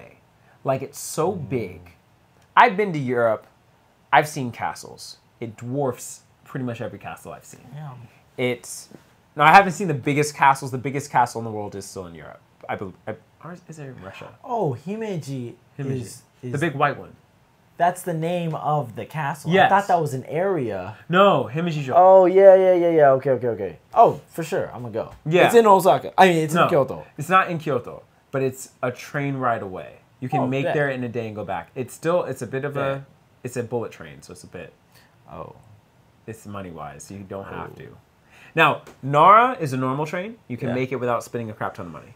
Yeah. I think I could. Himeji-jo might take you can take a normal train. Mm-hmm. I think on the normal train it takes about an hour and a half, 2 hours to get there. Okay. So you can still make it without spending crazy amounts. If I'm going to go to there, then you got to go to two places. Gifu. Gifu is, in my opinion, the most beautiful place in Japan. I haven't been to Kyoto anymore. Wow. I went there. My friend, she took me there, and it was something out of a movie. I've never stood somewhere, like, because there are giant mountains in Gifu that people climb all the time. And there's, like, a small village that's, you could probably look it up, like, type in Gifu Old Village. And it's super famous in Japan because it is in the same style as the old houses that they used to have, like, hundreds of years ago. Okay. It's a preserved village that's surrounded by mountains. Okay. Walking down the mountains, you see everything, and it looks like a movie. I remember standing there with my friend and being like, "This is not real life." Okay. Insane. Please go there. Gifu. Okay. Gifu. Yeah. What's the other one? The other one would be Fukuoka. Ah, okay. Yeah. That's more for party time. Yeah, it's a good place to go to, just to have fun. Okay. So you don't really have to go there. No. The other one you gotta go Gifu. to. Well, I do know Gifu. That is something that also I think my group that I usually go to mainland with would probably really enjoy. Oh yeah, I think they would. I think they would love it. I'll hit them up, see if we can do that. The trip. Okay. I like that. Yeah. I do. Yeah. Okay. Yeah, I had like other things, but I don't fully remember what they all are off the top of my head right now. Okay. Are you good on time? I don't know what time it is. I got. Oh, dude, we've been on this for like 2 hours probably. Yeah. I'm wherever. Okay, hold on. Let's give it to 20 because I also got to drive you home. Okay. But luckily, I'm actually teaching a multiple today, okay. So I don't have to drive. And then I'm not doing normal training, so I'll come back here and sleep before karate. So I'm good. Nice. I'm good. I'm trying to think. I know so we've covered a lot of normal life stuff. Yeah. Let me go back into that a little bit. I know you started guitar. You were in a band for a second. Yeah. You didn't talk about that. They didn't know that, but I know that. Oh, yeah. I played for a little while with some people out here, yeah. Yeah, so I know you played with a band, dancing. You introduced me to the dance scene out here. There's a phenomenal Latin dance scene. Yeah. I thought you were talking about the hip hop dance scene. No. Yes, there's also Latin. You did a hip hop dance scene here. Yeah. I know that. They love hip hop music. There's a lot of hip hop dancers. Yeah. So a lot of good break dancers. And I used to break dance. Didn't know that you were part of that scene in particular. That's you remember how I told you about the whole Chiba Eileen story? Chiba is a breakdancer, so that's one of the reasons why I was able to connect with him. I think I saw that on an Instagram story somewhere. Yeah. So both those dancings, yeah. Okay. Mm-hmm. Okay. But what were you getting to? So well, I was just say, I mean, we've talked about a lot about things that you've done to get out. I mean, you just go out and like you just meet and ask people where to go. What are your like top tips for just outside of just going out and asking someone where to go hang out? Like any tips you have for like meeting new people? My top tips for meeting new people is like you guys don't see this, but there have been so many times I've gone out to meet people and it doesn't go well. Like I've gone out many times by myself someplace and I try to talk to people and they have no interest in talking to me. They not only do they have no interest in talking to me, it's like it's just a bad night. Right. And a lot of people get discouraged by that. But my biggest advice would be like keep pushing forward. Like even if you are not able to meet somebody, then I say like 40% of the nights are not going to be very good. Yeah. But every time you do it, you're going to get better at learning how to talk to people. I will say you have a very positive outlook on whatever you're doing. I noticed that one of the times we went out in Nago. Nago is very hit or miss. There's not a middle. It is. It's either dead it's either super dead or like lit. Yeah. And I remember one time we were out and it was just us ALTs and it was dead. Yeah. And you were like, dude, we're having a good time. Enjoy yourself. I'm like, bro, it's dead. But at the end of the day, I was like, but you know what? I'm with 10 of my friends. Yeah. Who cares if no one else is here? Yeah. And just like enjoy that experience. Yep. Even though I'm out here like, I'm trying to meet random Japanese people and party and dance. Like, I don't drink, but I like dance a lot. I drink. You do. Yeah. You were good too. I appreciate you. Yeah. So, people... I get so free when, like, in a party environment, you think I was drinking, even though Sometimes I've looked at you, I was like, did he not drink at all? Nah, not a darn thing. I'm just really good at faking it. Yeah. But, you know, in those times where, like, you know, things don't go well or the night isn't having, you're not having fun that night, you know, my recommendation, and this is for the nightlife. I'll get to the day life, you know, getting out and doing stuff in a second. But for the nightlife, understand that not every night is going to be fun. But if you go there with the intention of you enjoying your time, like you're just out and you're in Japan, you're just having a good time already, you're going to have a great time. Yeah. That's my opinion. I can now go by myself to a club and I can just be like, wow, this is like so different than what I would experience in America. And I'd be happy that night, you know? Perspective. As far as the daytime stuff goes, like music and dancing and stuff like that, putting yourself out there is difficult, and I don't think it's easy to do, but the rewards are so strong. I've always thought that when I started guitar, I couldn't play at all, and it was mid-COVID, but I really realized how important it is to be able to talk to somebody and communicate with somebody outside of your own language without learning language. Now I feel like I can go to Spain. I could go. Music's universal. Exactly. And you can play the guitar now. Yeah, and I can vouch for that. Thank you. Yeah, and I'll take that with me to my grave. You know, I really encourage people, don't focus, especially in Japan, don't focus on meeting people necessarily through conversation. Find something you like, and 90% of the time, there's some Japanese sect that like loves that. Yeah. Because they're really about their hobbies. Like if they're into one thing, they're into it. They're into it. If you're into Dungeons and Dragons, you'll find it. Yeah. If you're into, I don't know, whatever it is, you double down on what you're into and you're going to find friends. Because here, a lot of people say making friends is difficult. I totally disagree. Okay. I think it's definitely possible. You just got to change how you're doing it. I also agree. I actually think one of my biggest regrets is I think I could have a lot more friends if I spent less time only in the gym. But you've made such an impact at that gym. That's true. I have great friends at that gym. Exactly. And I think but that's good. I also mean like there are people who I know have asked to hang out and do things. I just know I haven't had the time to do it. And I'm happy because I understand like martial arts is the passion that I came here for. Yeah. But I also recognize there's a trade-off that I've given to nurturing some other relationships. One of the biggest ones that is not on purpose is my own martial art. He's one of my martial art instructors. He's always trying to go out karaoke and I never go. Oh, he's an actual martial. I know. Yeah, and he's super cool. And it's like I gotta stop ghosting this man. Like he's really cool.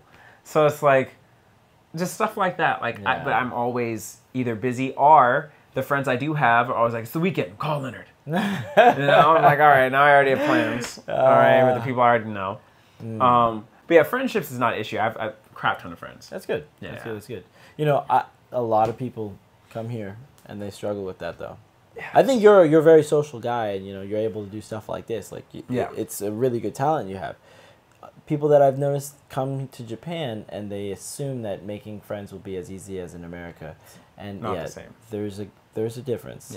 Yeah. And I feel for those people because I've been in that situation. But the way to get out of it is, again, always double down on what you're into or find other things that you're into. Through that, you'll get to know people. Yeah. Yep. Yeah.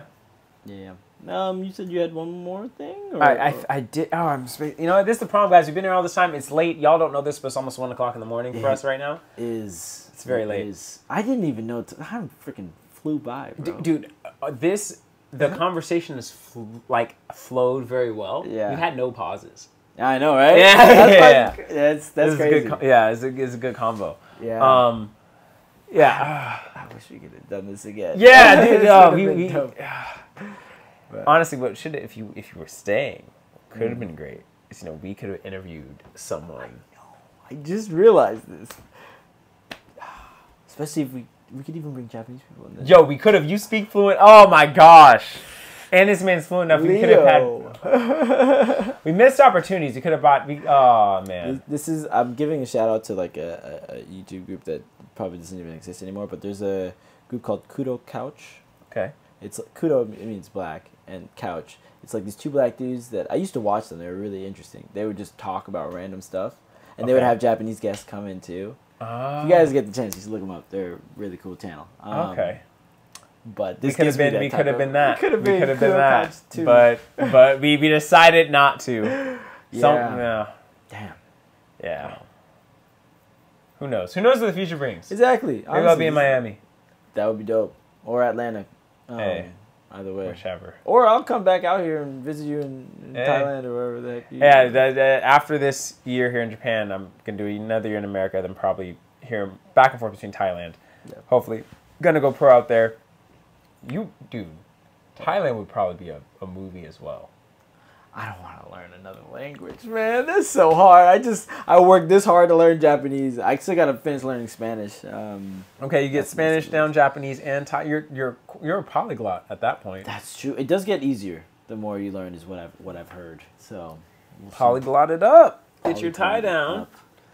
Come train a little bit of Muay Thai, dude. The party, like you're single. The party life in Thailand, dude. I gotta settle down at some point. You go to Thailand, you're not settling down. There's no settling down if you go to Thailand. There's none for you. Oh, you're in trouble. Oh, this has been a great combo, man. Yeah, thank you for bringing me out. It's one, but it doesn't feel like one. It does not. It does not. And I know there's more stuff I was gonna say, but it's also 2 o'clock in the morning, and we really should. Yeah, I gotta drive you home. If you have any question, now's the time to fire it. But if you don't have it, then, I don't think, dude, because I know you as a friend. A lot of the time I'll have like prompts, but because I know you as a friend, I had a feeling that like this would kind of flow. Yeah. So like I wrote down some stuff, but they're so generic because I'm like, how is Japan? Yeah, it's so generic. I mean. And I've done other interviews, and they're already all like, "What was it like setting up?" Yeah. And I did that on purpose because it was right before people. It was like a month. I put them out about a month before people got here. Okay. So it's designed to help people who are coming to like know what to pack and what to prepare for. But like, that's not the point right now. They're all already here.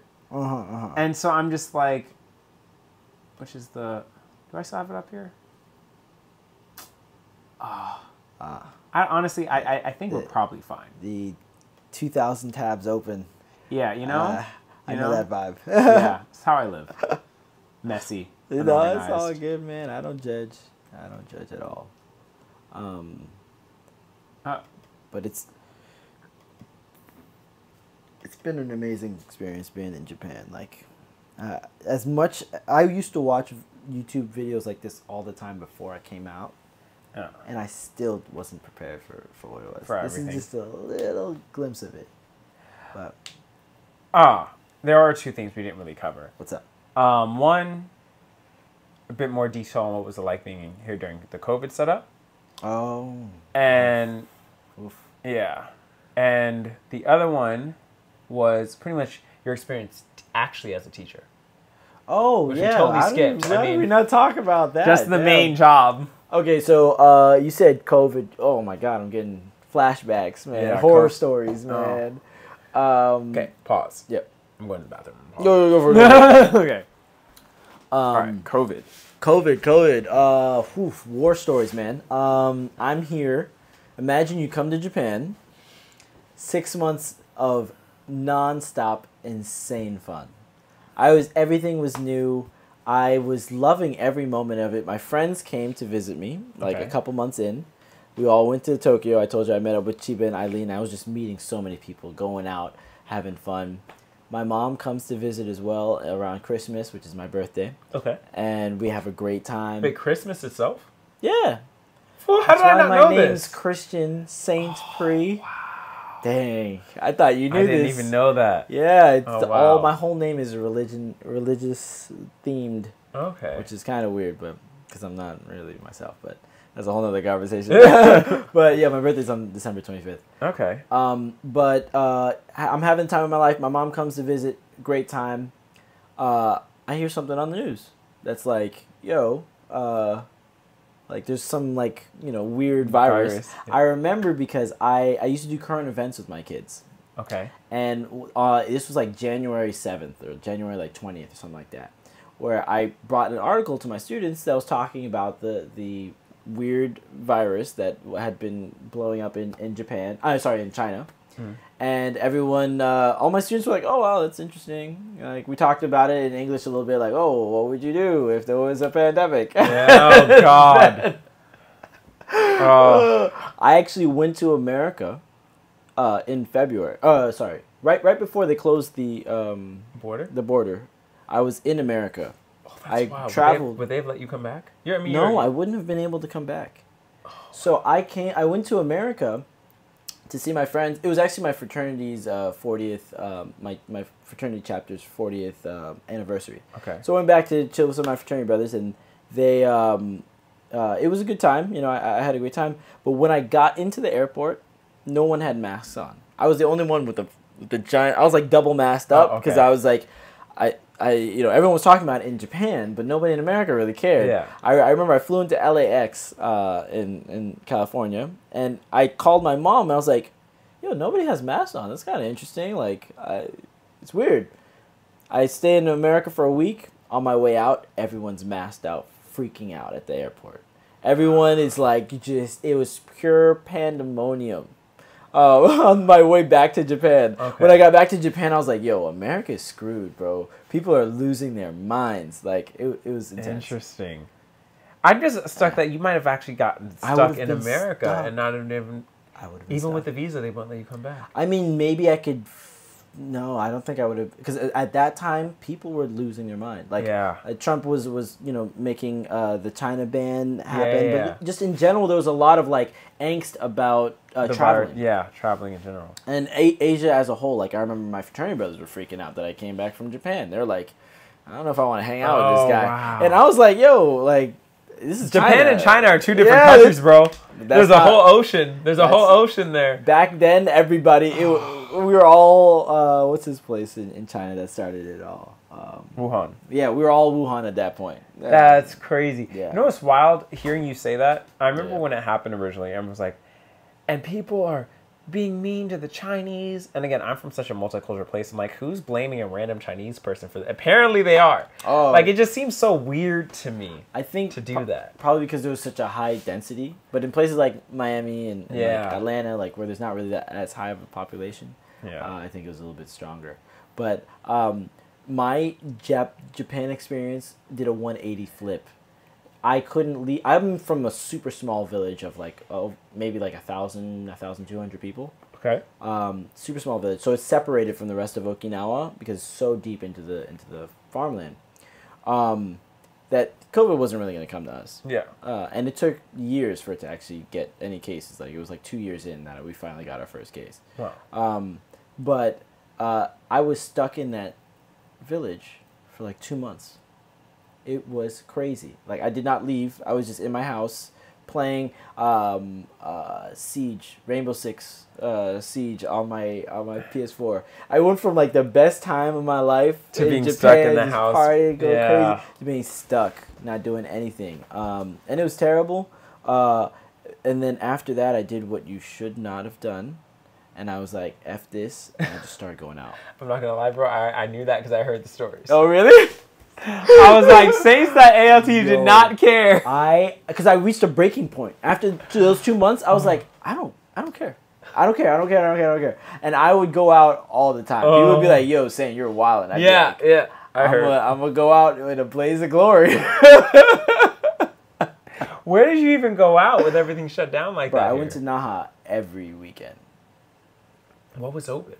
not much, but I found a way. Of course. Listen. I understand. Actually, it was not a good idea, and it was very We are not encouraging.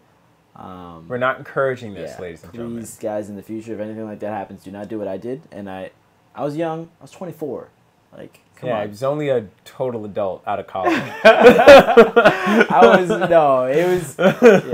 dumb. No, I was out every weekend. Okay. But I also never caught COVID. Oh, wow. Which is crazy. Well, there's that. Okay. I never got sick the whole time. That's wild. I caught COVID. I didn't catch COVID. That's wild. Okay. Every ALT around me caught COVID. Maybe, I don't know. I don't think it was because of me. But at different times, all the ALTs. Do we have to bleep that word? Oh. We'll just say virus. Okay. Or actually, I don't think you can say that. I think that also messes with the algorithm. You say the vid? Yeah, you can say the vid. Okay. Say the vid. All right. Yeah. So everybody got the vid around me. And a lot of it was, ALTs that were on lockdown.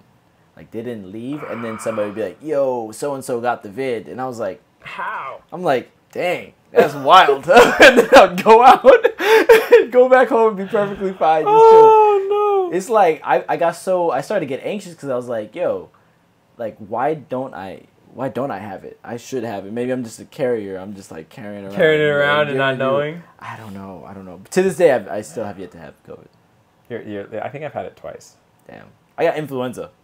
And everyone thought it was COVID. I went to the doctor. They're like, nope, it's not COVID. Not it. There we go. Yeah, it was, okay. It was wild. Okay. Still went out and had your time. Yeah. Like, I was that person that people would get mad at. I wasn't the strictest vid follower either. I wasn't as bad as some, but like the gym I'm at now, we're meeting in a park. We start off with masks on. Okay. But oh man, nah, I don't know if I want to get a whole mask conversation. but it was some of the hypocrisy of how Japanese people were with it. It would drive me crazy, man. Well, explain. As long as let's try and make it non-political. But if you're talking about the cultural way that Japan approached it, I think that's all right. Yeah. So, I will try to. It's like the best way, to prevent these things is to have people wear masks and follow the right procedures. But here, masks are already culturally ingrained in the system, but it also means that it's used more to signal to other people that you're following the rules of their society. So, and I'm sure there's some of that in America, but here it's the most extreme case where it's like everyone walks into the building with the mask on, and then all the students gather to have lunch together, and they all take their masks off. And I was like, shouldn't we have them in separate rooms? Dude, that was America. I thought that was America too. Dang, I guess that to me blew my mind because I was like, you guys are so adamant about it. That was a whole we made this becoming dangerous. Yeah, that was literally something I was talking about. Like you could go to a restaurant and sit down and eat, and one of the jokes was like, the vid stops spreading when you're eating. But for me, it was like the fact that the school they would go through we would have graduation and. They would go through very interesting loopholes to try and justify doing the same thing. But in my mind, I would be like, there's a better way to do this. Even following the better procedures that are out there. I'm just like, you guys, well, maybe you can't have a graduation here or something like that. But they weren't willing to change. It was more like, as long as things appeared... like they were following the rules. Yeah. Gotcha. And there's a lot of that. You've been to graduation. Yeah. This is a bit of a tangent, but the bowing. Like have you ever? Maybe mine was a little different. So what I'm trying to say is they have meetings in school every week or something. They have a meeting where they discuss stuff, right? A lot of times these meetings, I thought. The more Japanese I learned, the more I'd be invested in those meetings. Yeah. It's been the complete opposite. The more Japanese I learned, I guess this is going into the teacher's side of things. Oh, The more Japanese I learn, the more I realize these meetings are nonsensical. They're pointless? They're talking about some are really important. Sometimes they're talking about students and how they can do better. But some of the meetings, they're like going over how somebody should bow. And they're like, you bow here and then you bow here. But then afterwards, you got to make sure you walk in this place and you're facing this area so the students bow back at you. And they're like, no, actually, I don't really like the way that you're bowing at that point. You got to do it this way so that you only bow once and then everyone bows. And then, because it's all about everyone being in unison. So they have to make sure all of the actions of the students are in unison. So like everyone has to sit the same way and do a certain thing. That's what 90% of these meetings are, man. Actually awful. I could not stand it. I'm lucky when it comes to anything but the morning meeting, they don't even tell me to come. Just like you can say in those. I got that 2 years later. I was like, yo, what am I doing here? Yeah. Why you got me listening to these guys talking about bowing? I'm going to try to hear this. My supervisor made me come to one. That's okay. And he said, I want you to know what it feels like to be in a room where you don't understand the language, because that's how your students feel. Oh, that's actually kind of deep. Yeah, it's very deep. And he's like, now you know what your students feel like when you wonder why they're not paying attention or why they're not bored. That's you. And I was like, oh. All right. Damn. Yeah. Yeah. That's actually a good lesson. Shout out to that guy. Yeah. He's the best English. Should I say that? He's a really good English teacher. Yeah. Keep it safe. Yeah. Really, really good English teacher. He speaks perfect English, and he has easiest person I've seen to engage a classroom. Okay. Yeah. Really nice guy as well. And that kind of leads to, Madsen Sensei. Who? Madsen Sensei. Oh, okay. I don't know who that is. Yeah, you've met him. I'm pretty sure. I'm not sure. Half Dutch, half Japanese, huge. I might have met him, but okay, never mind. Okay. But that kind of leads to the last part of this conversation, which is the teaching aspect of things. My school is not like pretty much anybody else's school. I have 40 students in my entire school. I teach. Each class has about like 9, well, sometimes even like 6 to 11 students. That's wow. Okay. So it is way different than what your types nothing of schools like are. what I do. I've been blessed because it's not only it's only 1,000 people in the entire village, so the amount of focus that they have on these kids is insane. Like we know everyone's parents, and we know everyone's names. We can give individual care to each one, and also those students are angels. I've not had any problem. I've had one kid that was bad, but that's in 4 years. One kid that's bad. Like I've heard horror stories of Motobu and Nago and other places. Not like that at all. I've angels. Huh. Yeah. Okay. I love them to death. I mean, the kids are a special part. We didn't really go into it, but I do really enjoy my students, so I can imagine having such a small number. And they're all younger, right? You teach? They're all super young. I teach junior high school.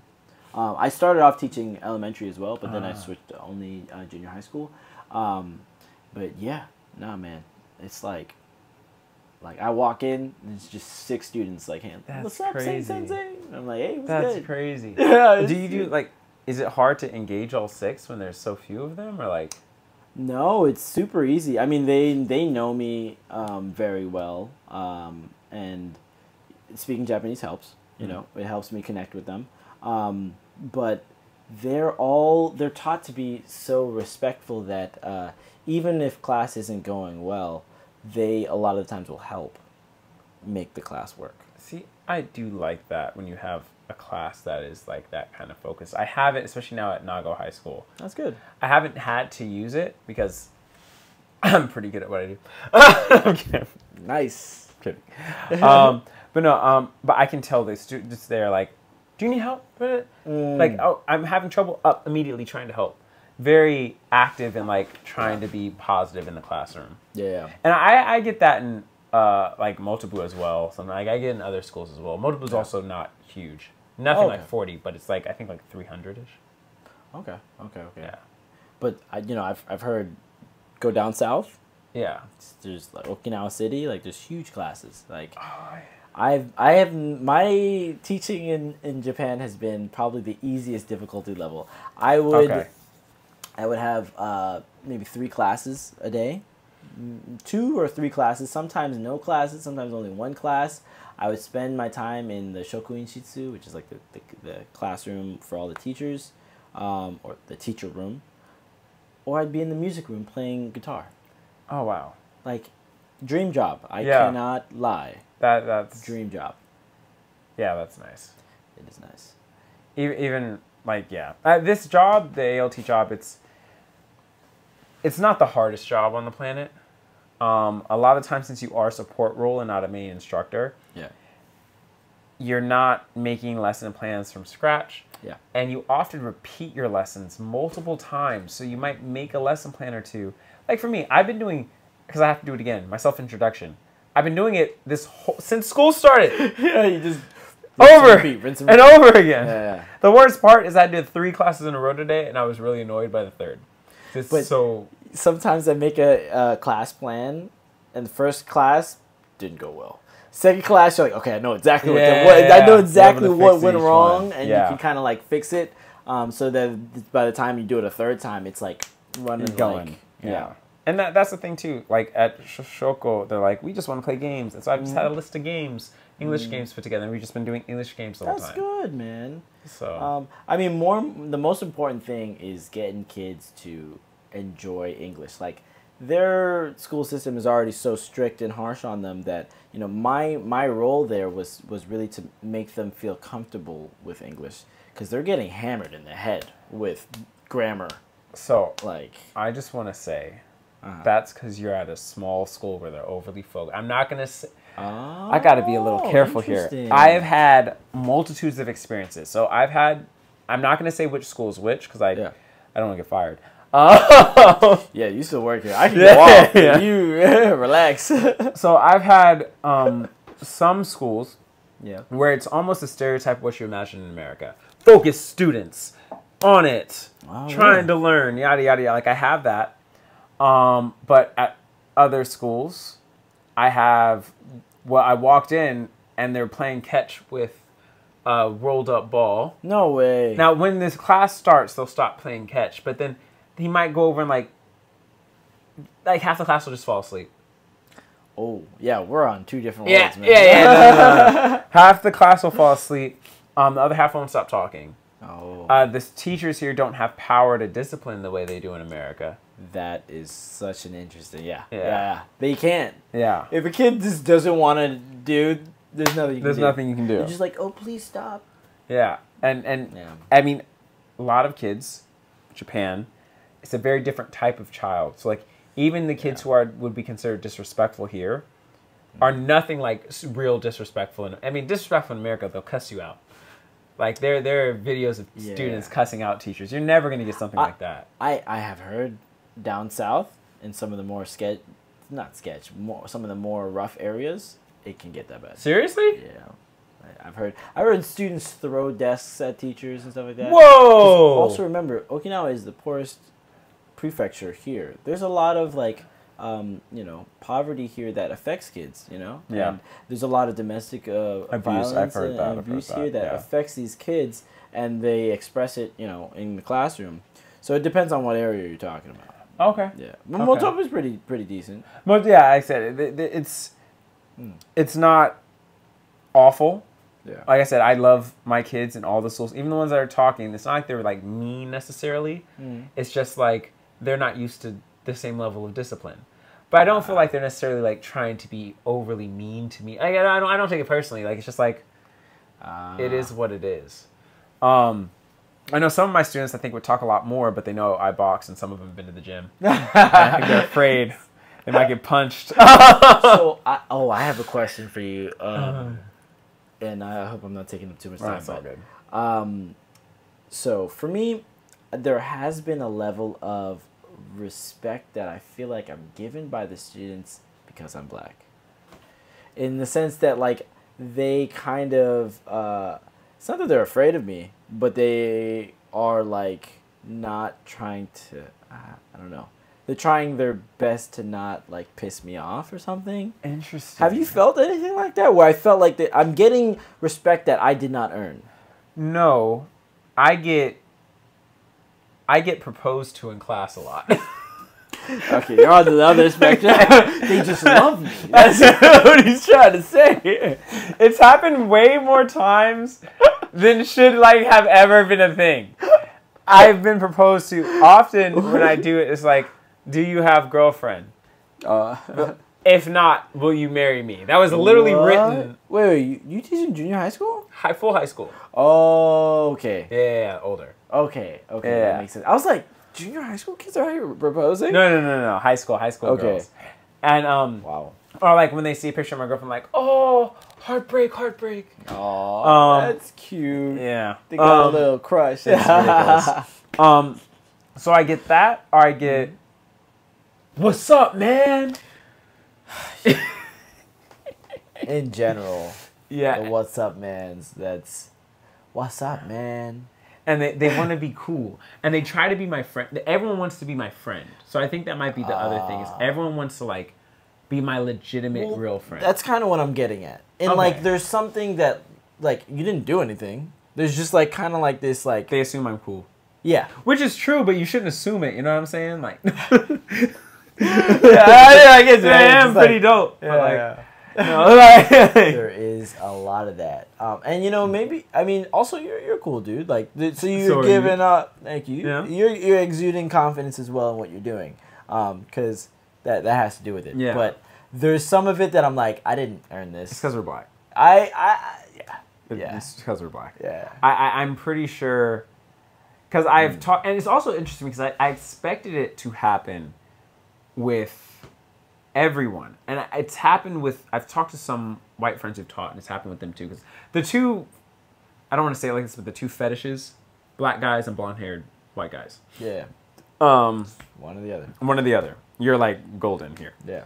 And I assumed it would have happened to more of like my white friends, but I think the cool factor is more us. No. 100%. Yeah. And so I think when you're dealing with a high school girl who's proposing, she knows she's not really proposing. It's all an act to kind of be like, yo, I'm talking to the black guy. Yeah. No, I get that. Because I recognize that my white guy friends don't necessarily have that as often in the classrooms, but they have totally no issues in real dating.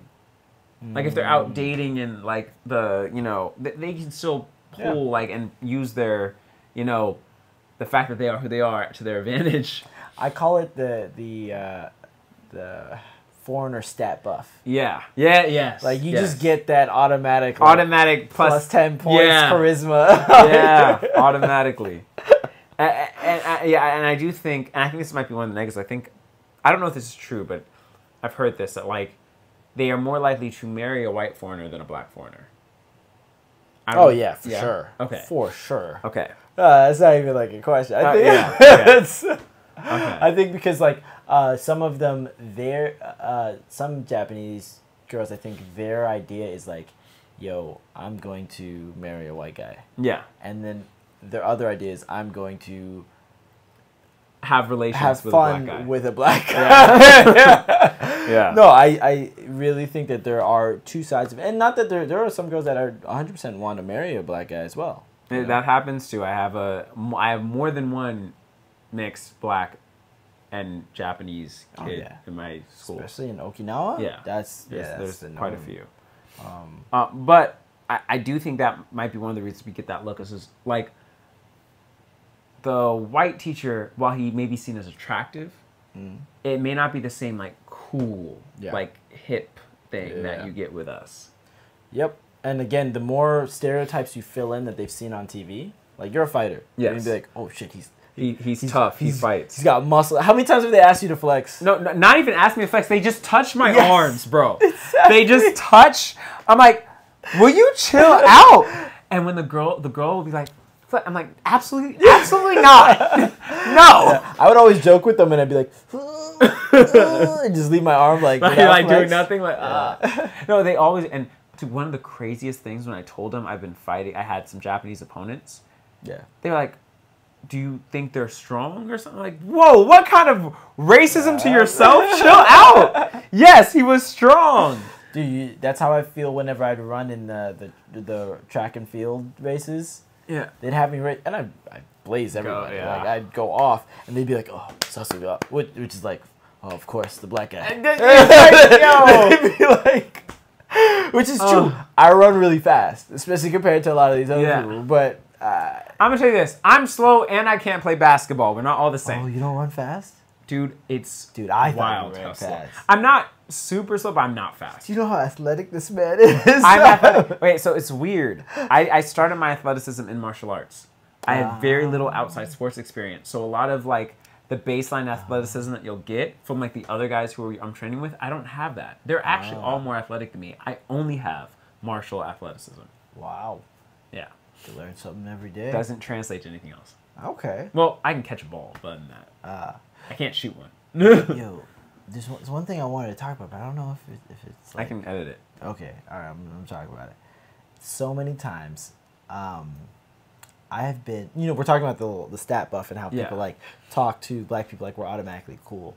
The amount of times I've been offered marijuana, people think that it's illegal here.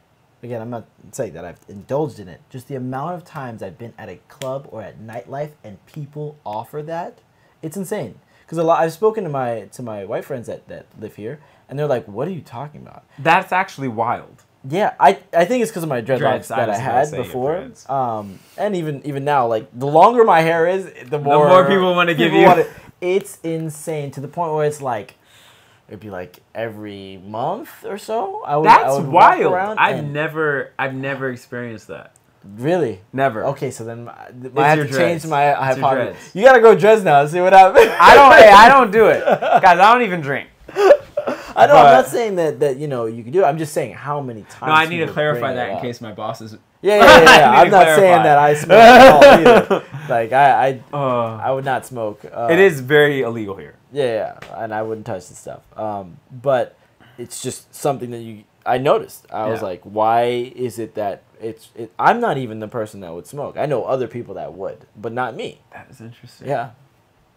Interesting. I do know, didn't the ALT get in trouble for that? A few years back? I heard someone got sent home because they were growing. Oh my God, that's wild. I'm surprised they're not in jail. Yeah. Well, I mean, you will go to jail here if you get caught. They're probably not going to keep you in jail, but they'll put you in jail for a couple days and then send you back. He got sent home.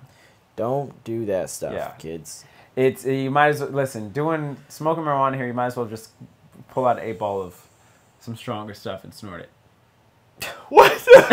Don't do that either. I'm just saying the legality is the same. Like they're the same. Somebody's gonna clip that. Yeah, you're gonna get put out of context so quick. Oh man! Don't do drugs. Don't do drugs, kids. I'm gonna put that here, big bold letters. Don't do drugs. Can you like animate that? Yeah. I'm gonna animate it in. Right. Here. I'm gonna do it. Oh my gosh. That's the last thing I had to say. Just because I wanted to test that theory to see if you... No. It has not happened to me. Okay. Yeah. It's but again, I don't go to nearly as many clubs as you. How often do I really go to the club? I could probably count... Do you mean a club or a bar? It's both, but normally club. I can count the amount of times I've been to a legit club. Maybe 6. Oh. Maybe. There was one time I went to a club and there was a bunch of like... Yankee-looking guys. Yankee in Japanese, like they're like look like kind of like gangsters. Not really gangsters. But they just look like gangsters here. Okay, they pretend to dress like hoodlums, but they're not. Yeah, you say that until you beat some yakuza. Okay, never mind. Never mind. But they're all sitting down. And it's like it's like a hip hop club or something like that. And I thought some of them were smoking. Okay. One of them like calls me over and just has me sit down next to some random girl. It's like trying to get me to talk to her. I'm like, what the hell is going on? Like, random. And that's just one of the cases. Like, that type of thing is what I'm talking about. Where people just initiate, you know, they're trying to be like, I'm smoking with the black guy. Let's take a picture. Yeah. That type of vibe. I've had I've had my coach. Yeah. So Yuya, who's a professional fighter. No, it wasn't Yuya's fight. It was one of the K1 champions. He was doing this exhibition funny match. It was more like pro wrestling. Yeah. Like, it was not like a real fight. Yeah. He was fighting some MMA guy, and it was a total joke on purpose. Uh-huh. But he was going to walk out with his belt. And they were like, hey, I want you to walk out, and I want Aaron. They asked you to be in the pick. No. Yeah, but I love the honesty. It's just like, yeah, 3 big black guys. First off, I'm not big. The other 2 are big. But it was hilarious. I was like, he wanted him to be walked out by the 3 buff black guys. That's so funny. And I was like, what? And then... dang, that's so funny. And then another one that my coach did that was hilarious. He was like, I noticed something. When the black guys come into the gym, they put on the Tupac channel. And with the white guys, it's Eminem. Oh, God. And I was like, yo, no, he didn't. But it's funny because, like, they don't even see, like, the race as, like, being a rude thing. It's just an observation for them. They don't. Yeah. I mean, that actually is an interesting topic in itself, like how they view that type of stuff. Yeah. It's not... I've never felt bad. Like, I've never felt, like, hurt or offended by how people have treated me through my race. If anything, it's been, like, again, I think they're trying to treat me like a celebrity or something. Yeah. I've been called Lil Uzi Vert, like, when I first got here. I'm done. And I was kind of like, yo, relax. This was in Tokyo, too. Oh, no. Yeah. Have you had people take pictures of you just, like, you're at somewhere and they're just like, oh, Suno-san, can I take a picture? Yeah, I have. And I'm like, what? They don't want to talk. They just want a picture. And then they put me on Instagram. That's probably how, earlier today, how your friend said that she had a picture of me. Probably from that. I know my students love taking pictures and showing that they have a black teacher. Yeah, speaking of weird, this, man. I'm going to talk about Thailand. A story from my sister. Okay. 3 of her friends went to Thailand. They have dreads and whatnot. Okay. These are black people or? Black people. Okay.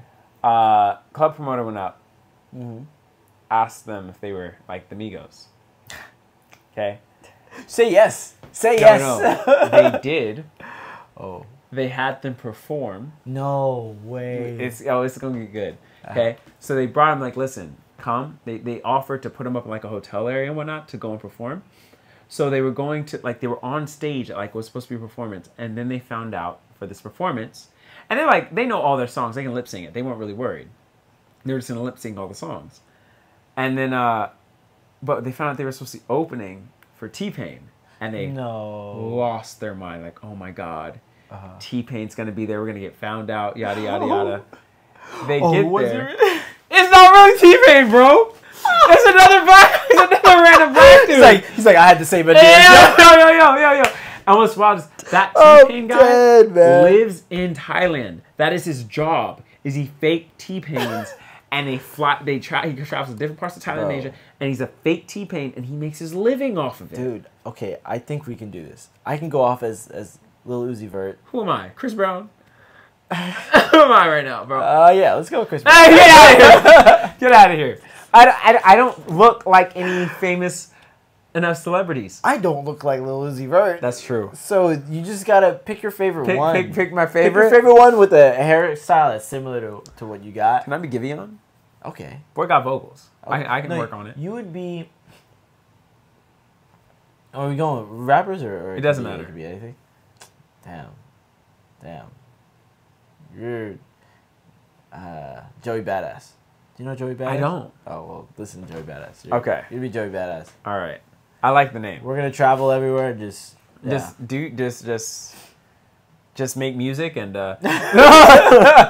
get in for clubs for free. Get put up into 5-star hotels and chill out. I'm with it. If you're black and you go to Japan and somebody mistakes you for a rapper, say yes. Say yes. Say, oh, yeah. Yeah, for sure. Yeah. Get somewhere for free, bro. Just take it. Yeah.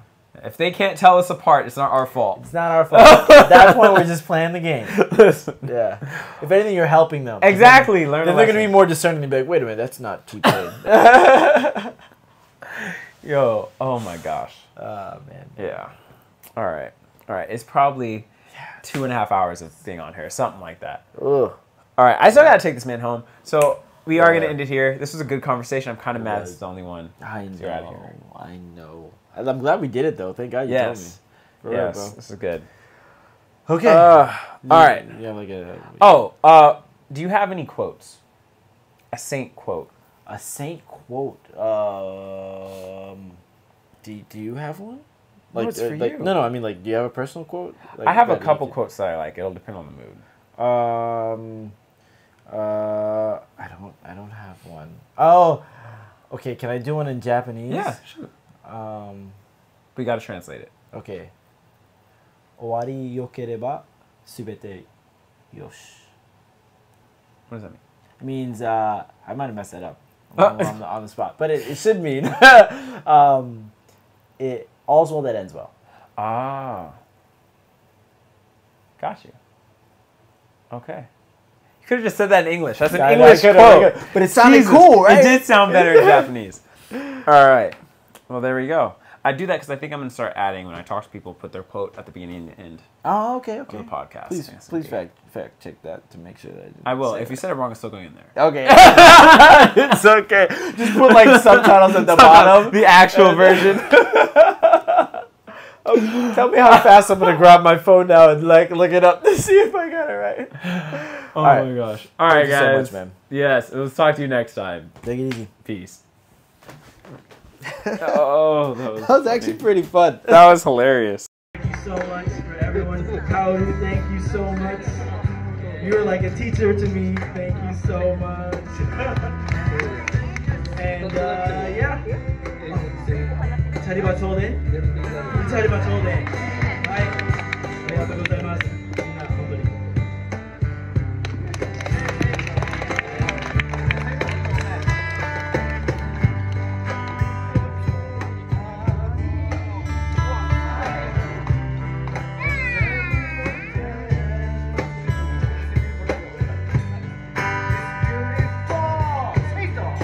Ha ha ha.